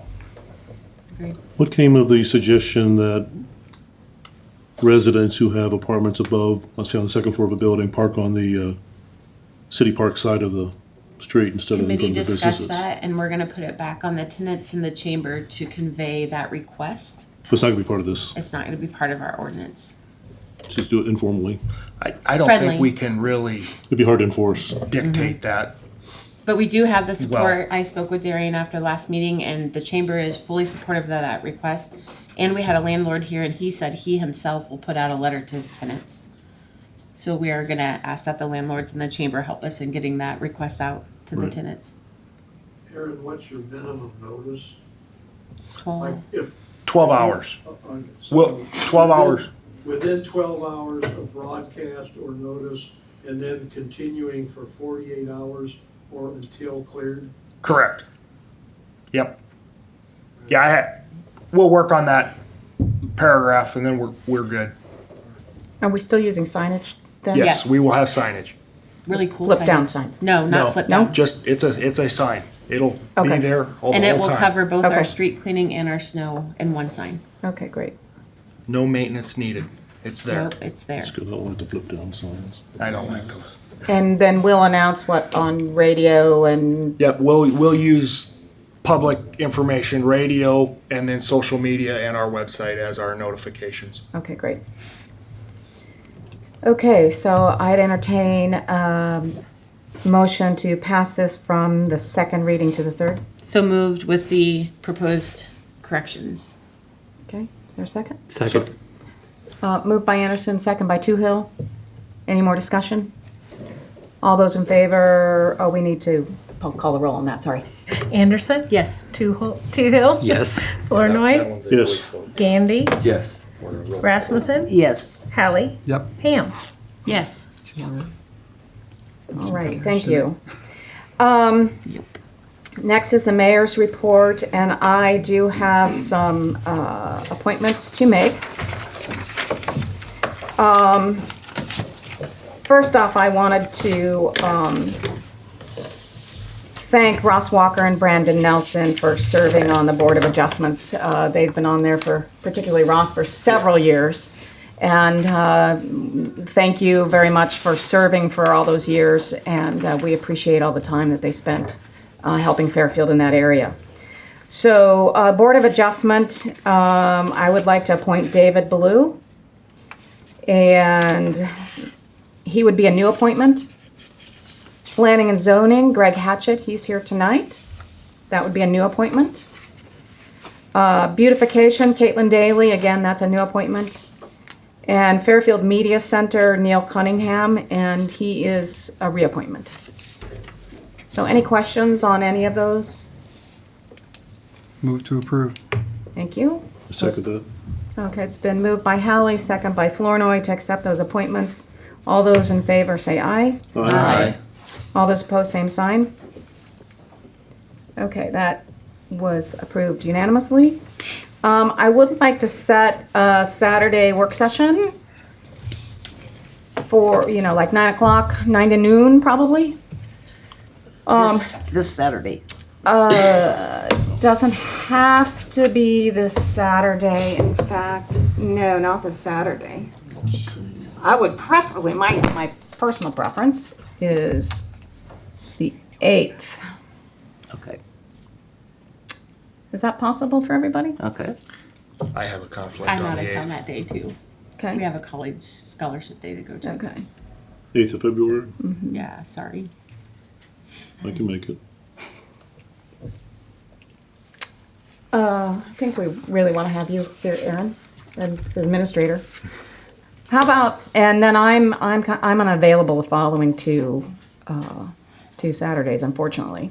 So can we stretch it back out to February 29th? Sure. Does that work for you? Works for me. I think so. Okay. Yes. When is the 5G rescheduled? That's the first. the first. Yeah. That's So you're thinking 9 to noonish? Yeah. Okay. And some of those items, I didn't kind of bring some of my list, but, I want to go over some goals that the committees have for this year. Talk about some bigger things. For example, one of the things that came out of that they discussed tonight at Economic Development was 2-mile extraterritorial zoning, and kind of really go through what that means in a little deeper to see if that's something the council really wants to take up. And there'll be some other things there too. Saturday, the Saturday 29th. 29th. 9 to 12-ish, 12. Yeah. One other thing is that I've been talking to Aaron about also doing is, did you say we need an hour?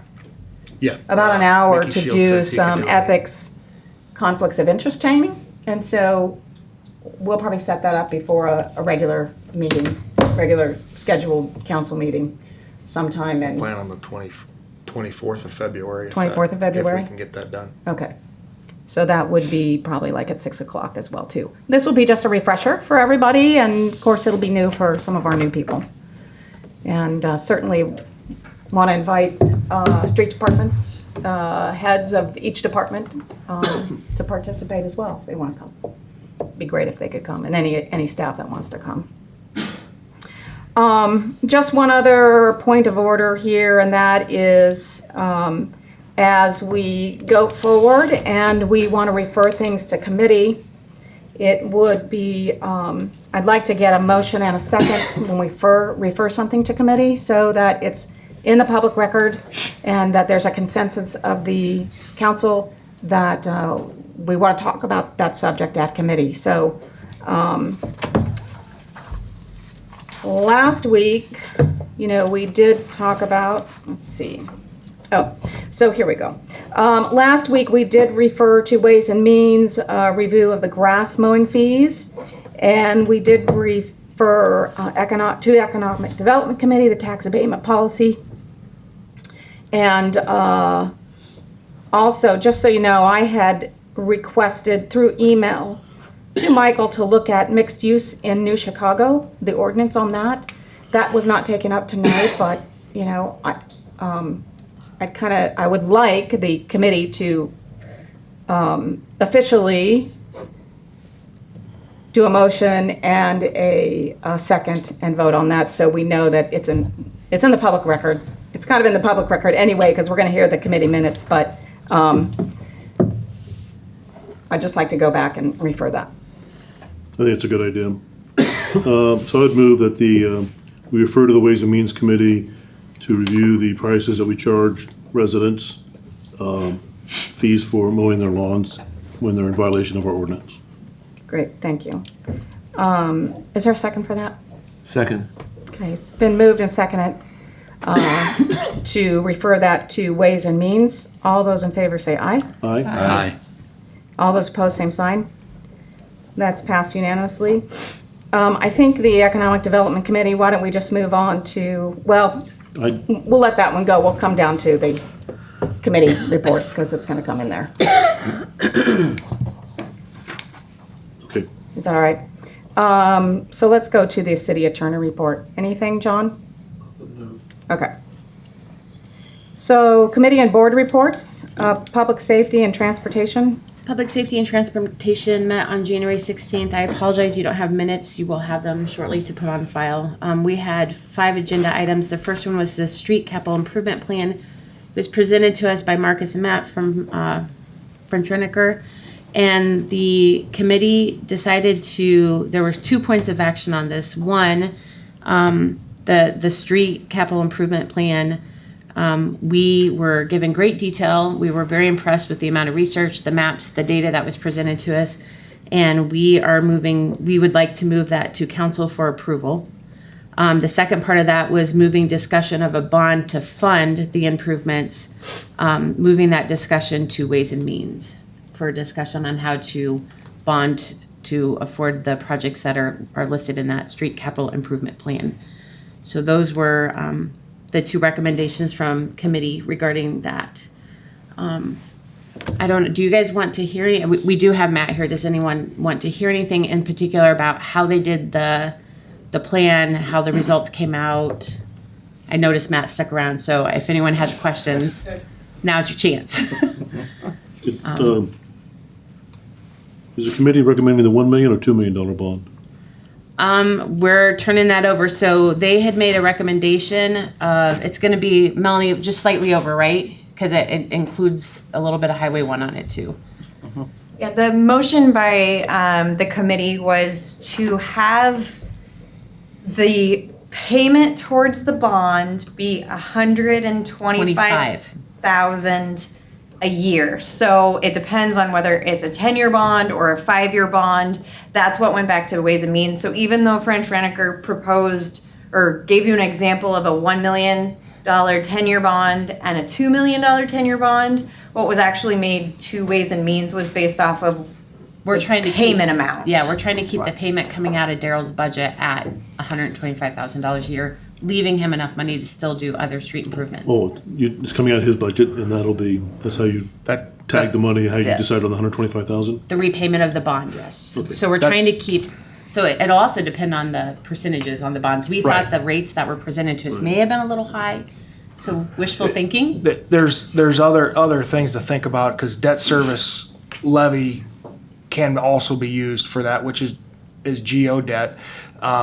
We are going to have to look at using GO debt in the future to pay for a lot of this stuff on top of the money that Daryl's using out of his fund. So that's something I'm working with Travis Squires from Piper Jaffray to give a to come to the council or to Ways and Means first to give you a better idea of how that would look so that we can continue to maintain and make get our streets under control as far as maintenance wise.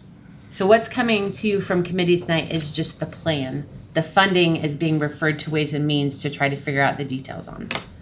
So, and I think we would look for a motion from the council to accept the street capital improvement plan. Not the funding, just the plan.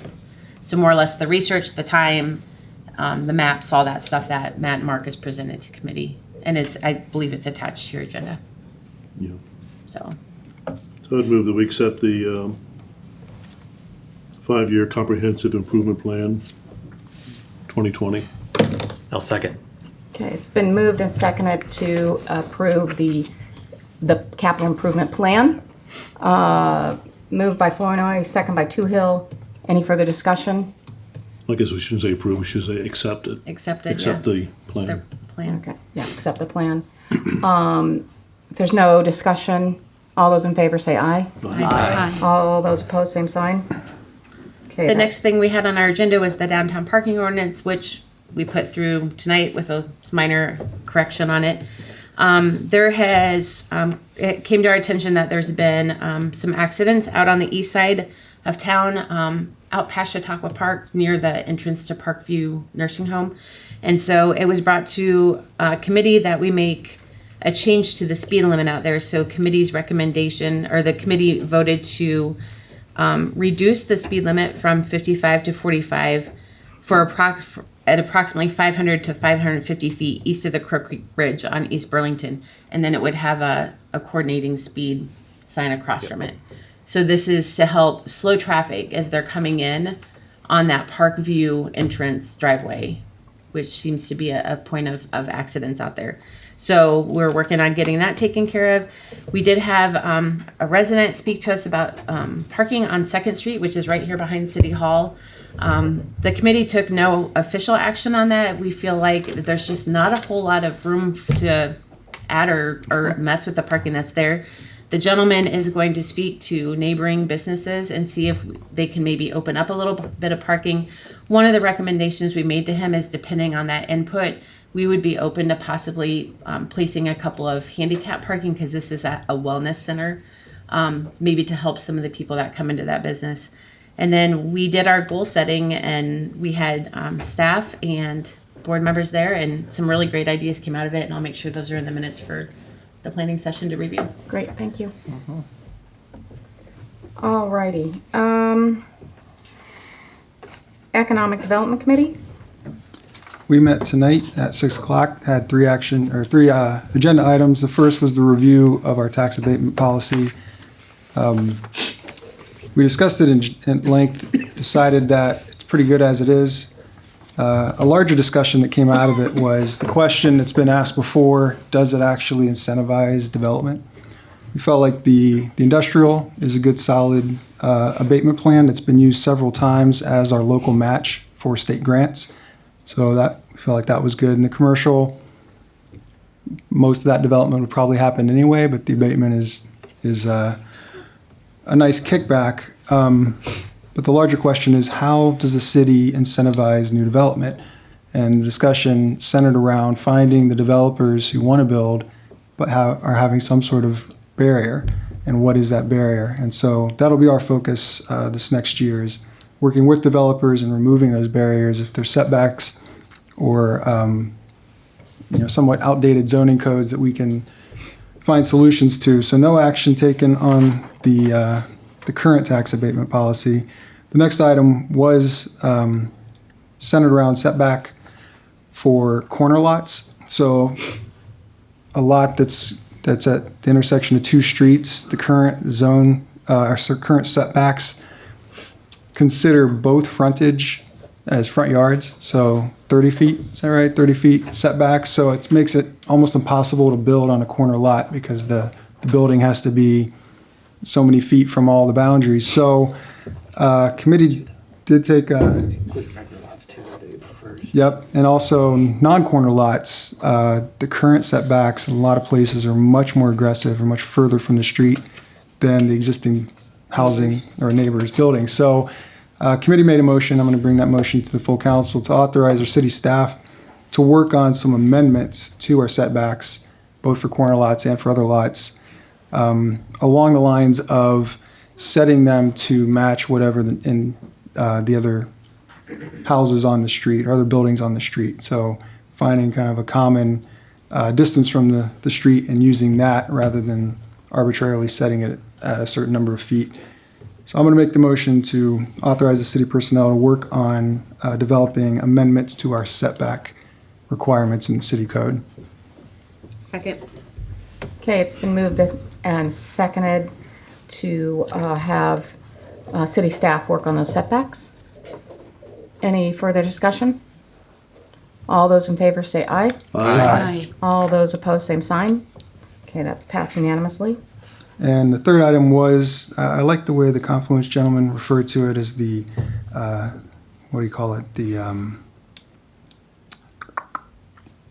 slipping my mind. Not the, well, he referred to it as the zone of commentary, the zone of, where we have a say, but I don't like to use the Z word, because When we talk about, it sounds like the, imposing city zoning on the county property, and I don't think that's the spirit of what's going on. The spirit of what's going on is just that the city could have a seat at the table for new developments in that 2 mile extraterritorial area. And Mayor Boyer was there and asked if the committee would take it up at our work session so the full council can discuss it, and we thought that sounds like a good idea. So we'll discuss it at the February 29th work session. That's it. Great. Thank you, Michael. Can I ask a question? Yes. So on the abatement issue, there has to be 10% increase in the value before we can approve the abatement.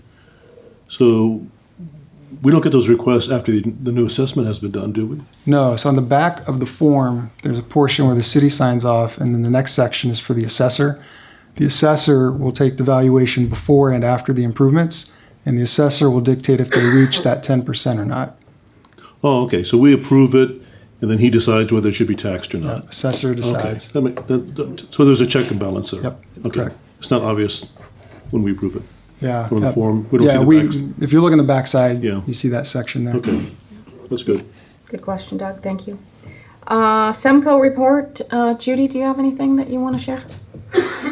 Just that the discussion was some of these new things that are coming up, such as the solar panels that were some of the initial ones done in the 1970s are now reaching their full life span.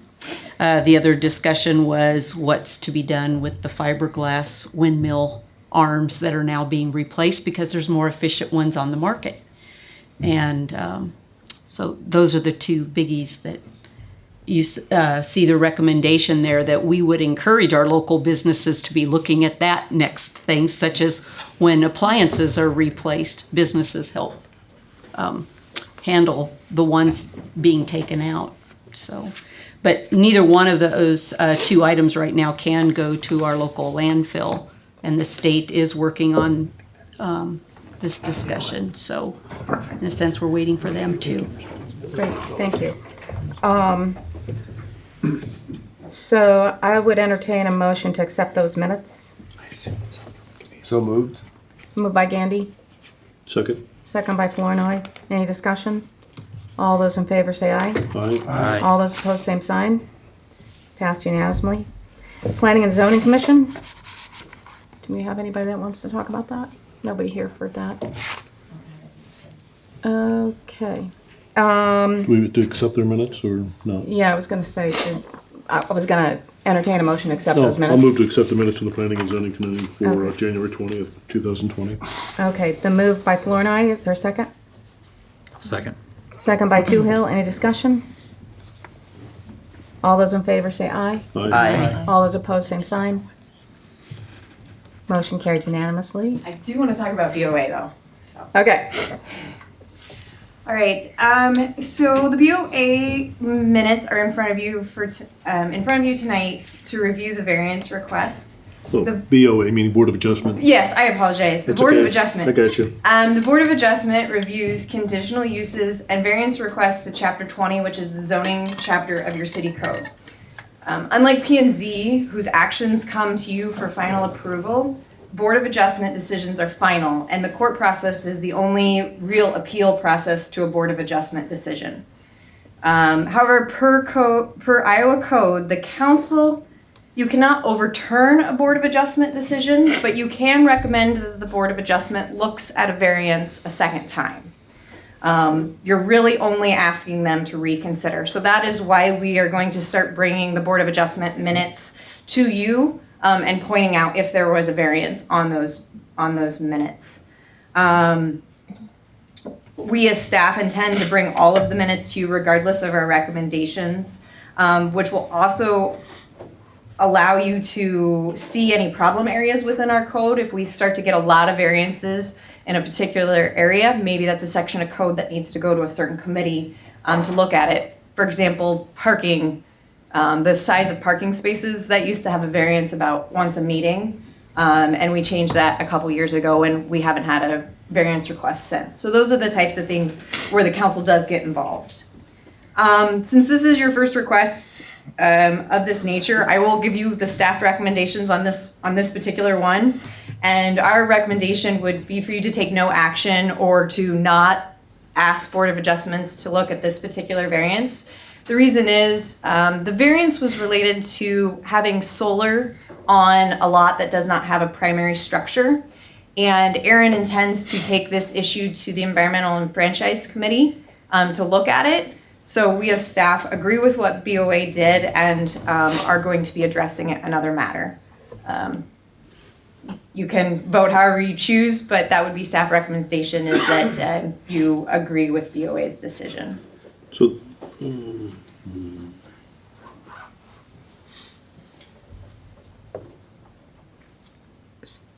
So I think at this point we want to accept the minutes, but Right. just- The background to this is they have a really good plan to put a solar project on a lot. The problem is the zoning and the code says that you can't put an accessory structure on a property, on a lot, without having a primary structure. Now, in general, that is a good code. We don't want to change that. However, there is no hardship to grant a variance in this case. However, with the solar project, we think is a very good thing. So we're going to readdress the code in franchise and environmental to say, hey, maybe we need to look at this code to address and allow the solar panels to be an exception or a special use to the code rather than need a variance for it.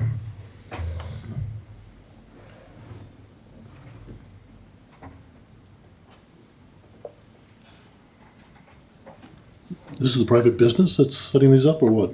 No, this was a private individual that wanted this on his property. This case, he's running an aeration system for the pond, the or pond lake that is out in there. that area, and the entire subdivision pays for the electricity for that. So putting in the electricity or the solar panels would allow the entire subdivision to no longer have to pay for the electricity to the pump.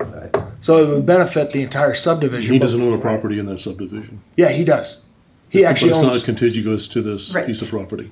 Right. Correct. He owns So two you can't lots. join the lots. He owns I two see your lots, thought but they're process. not right next to each other. Yes. Can't run a little line 6 inches wide down the. Exactly. Yes. You could do it for TIF districts all the time. All right. I'll move that we refer that to franchise and environment. okay, it's been moved to refer that topic to franchise environment. Is there a second? I'll second that. Second by Ham. Any discussion? All those in favor say aye. Aye. All those opposed, same sign. I'm abstaining because that's my day company is working with that particular landowner. Okay, it's passed. One abstention from Michael. And then I'd entertain a motion to accept these minutes from the moved. Board of Adjustment. Second. Moved by Anderson, second by Toohill. Any discussion? All those in favor say aye. Aye. All those opposed, same sign. I'll abstain on that as well for the same reason. Thank you. Passed with one abstention from Hallie. Okay. DOT Electrical Vehicle Charging Station Grant. All right, so this is something I discussed with David Vollmer from Alliant Energy, I guess back in July last year at Ragbri. And luckily, I followed up with them in time. I didn't know there was a grant available. The Volkswagen company has been reprimanded for lying about their emissions and forced to pay a sum of money to the states for emissions reduction projects. On February 17th, grants are due for a 90% grant coverage. So it's pay 90% of the project to install electric vehicle charging stations in public places. Fairfield already has 3 electric vehicle charging stations, but nothing near our downtown. There's one on campus, one at the Come and Go in West Burlington, and one at the Hy-Vee gas station.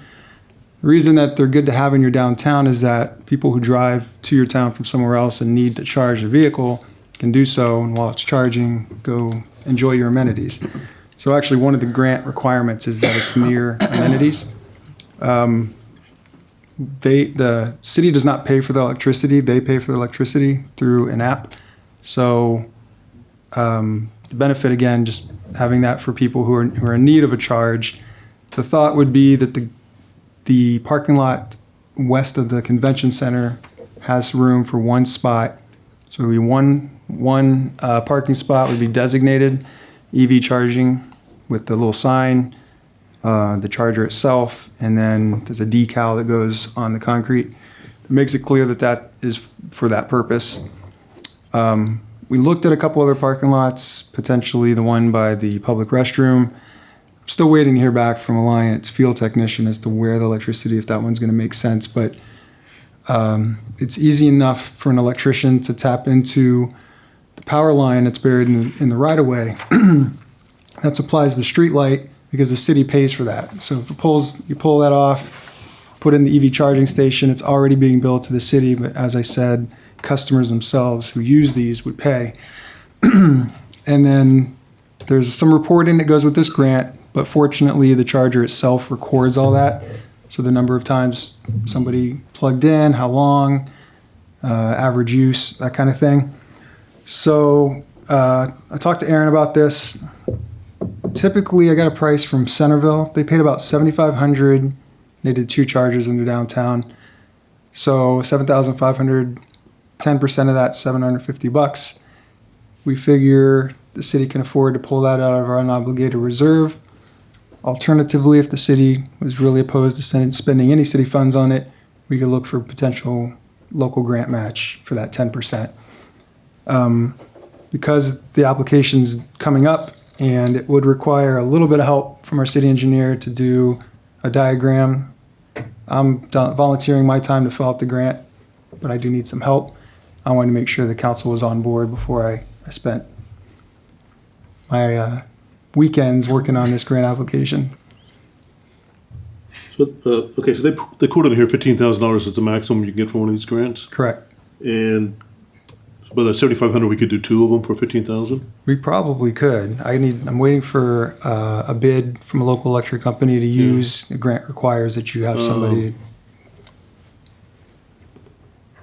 Do you know anything about the usage for the other 3 sites, like how often they get used? Like what's going to be the demand, I guess is. Exactly. So that's kind of leaning towards just doing one. The other reason maybe doing one is the technology does change over time, and this has to be in place for 5 years minimum. But I drove out and took a look at the one at Come and Go, and it looks completely different. It looks like a totally different generation compared to the one at Hy-Vee. So the technology does change. I read a lot of grants, and I think if you're going to write a grant, you might as well write for the maximum every time. Well, you can always turn it down and give it back to them. So it's $15,000 per. So if we did 1 and 2 different parking spaces, it would be 2 separate grants. But once you do one, you can easily. That's what I'm saying. The amount of work for 2 is almost the same as the work for 1. Well, contingent on what we hear back from Alliant, if it makes sense and it's easy to connect in that second parking lot, then we can throw it in. And the great thing about a reimbursement grant, if we decide for some reason just to do 1 parking lot and we never spend anything, then we don't ask for a reimbursement. So even if you win the grant, you're not beholden to using the funds. It's not like they're giving right. You money. can you can get back to them if you don't want to do it. So well, there'd be nothing to get back if we didn't Right. allocate, if we didn't accept. Yeah, you have to spend the money to get it back. But this is a level 2. Level 2. So what does that mean versus? That's a so slow charger, right? it's not the fast ones. So the fast ones, they only had the high-speed chargers available along the I-80 and I-35 corridor. So again, this is building out this infrastructure for EV vehicles to make it across the country. We're not near either, so we're only accessible level 2.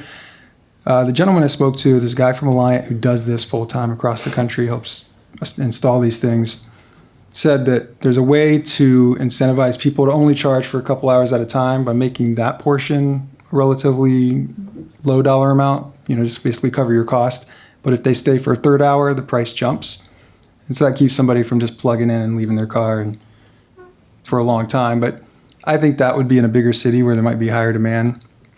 I can't imagine that there would be 2 people fighting for 1 charger, but you never know. Well, if you had 2 chargers, would it be put one at either end of the square? Well, the idea is that if you're paying to have the electricity brought over to Be cheaper, one, yeah. you stub Just in do for one a second, and if you want to expand, you put it next to Yeah, that that's one. a good idea. Yeah, and the one they have at Hy-Vee is actually one unit with 2 cords, which is another option. But just for the sake of not taking up more parking, then I still haven't talked to the convention center board about. Well, the problem with that spot is that there are always cars parked there, but they're not using it to charge their cars. They're going in to get chips or something. Oh, at Hy-Vee? Yeah. Oh, yeah. They don't police it very well, so we need to police this better, I think. Yeah, at the same time, I don't think we want to be real heavy-handed. So if it's a No, but- busy night at the convention center and someone not driving an EV parks there, maybe not tow them or. So do you need a motion to approve applying? Yeah, I think that would be the right way to go. So I'll bring it back at the February 10th meeting. The This actual, be Economic Development Committee? it's the Michael Alley Committee. I'm always doing something, so it's my latest thing. Well, aren't you in charge of the Economic Development Committee? I'm the chair.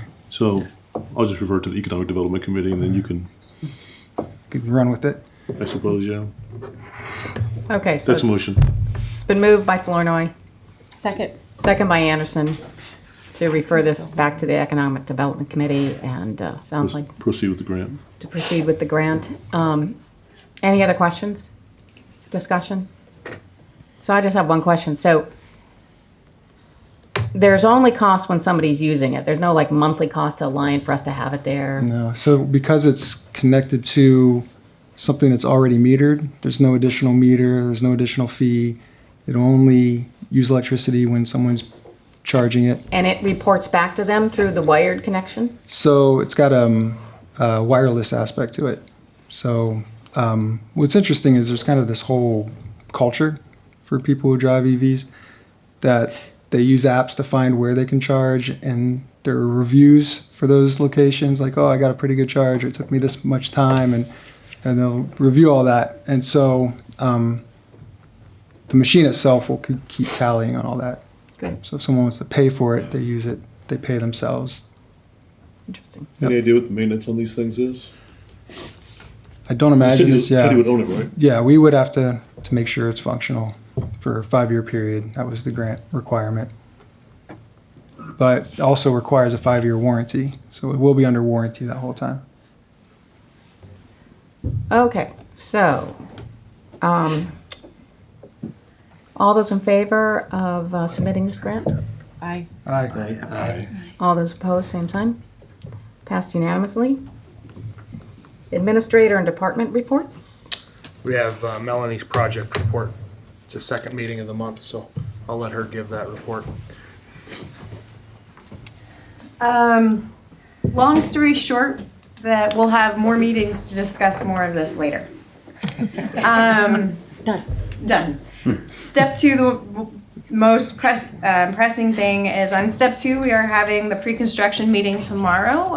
Hopefully we have all of our paperwork in place that we can sign the contract with Maxwell Construction tomorrow and give them the notice to proceed. They will begin clearing as soon as they are given the notice to proceed. And shortly, very soon, we will be closing the section of trail from Lamson Woods to Glasgow Road for work in that area, as well as the parking lot at Lamson Woods. And so we will get a press release out when we know that for sure date of it being closed and the time period that it'll be closed.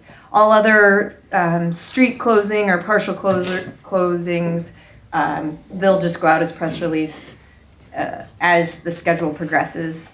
And then as far as future meetings with the wastewater treatment plant, when we did do the drawdown of some existing equipment, this was our last major piece. This is the reason why we've been holding on to $1.5 million of contingency, is because we didn't know what it looked like underground or under the water. Well, when we drew it down, we're glad we are saving $1.5 million in contingency. So we are working on that change order and the schedule and everything that's associated with that. And McClure will be bringing that back to council because it will obviously be over Aaron's authority. But what we're looking at is that the mechanical equipment related to the oxidation ditches are not worth repairing. The original plan was to repair them, and one of them actually died while we were drawing it down. So, so we are going to be looking at a rather large change order for that, and we'll be bringing that to you in a future meeting. Also on Highway 1, we did have a meeting with local DOT. They had some recommended changes to the traffic study, but even with the recommended changes, the roundabout recommendation did not change. So the next step is taking the roundabout to the state review board for consideration. Meanwhile, we'll continue to progress with the next phases of design, bringing the council an engineering agreement for that next phase of design, and working on different funding options. So, like I said, we'll have a lot more to cover in future meetings. Any questions, council? Okay, thanks for your patience, everybody, tonight. It's a long meeting. I'll entertain a motion to adjourn. So moved. Moved by Toohill. Second? Second. Second by Anderson. All those in favor say aye. Aye. All those opposed, same sign. Passed unanimously.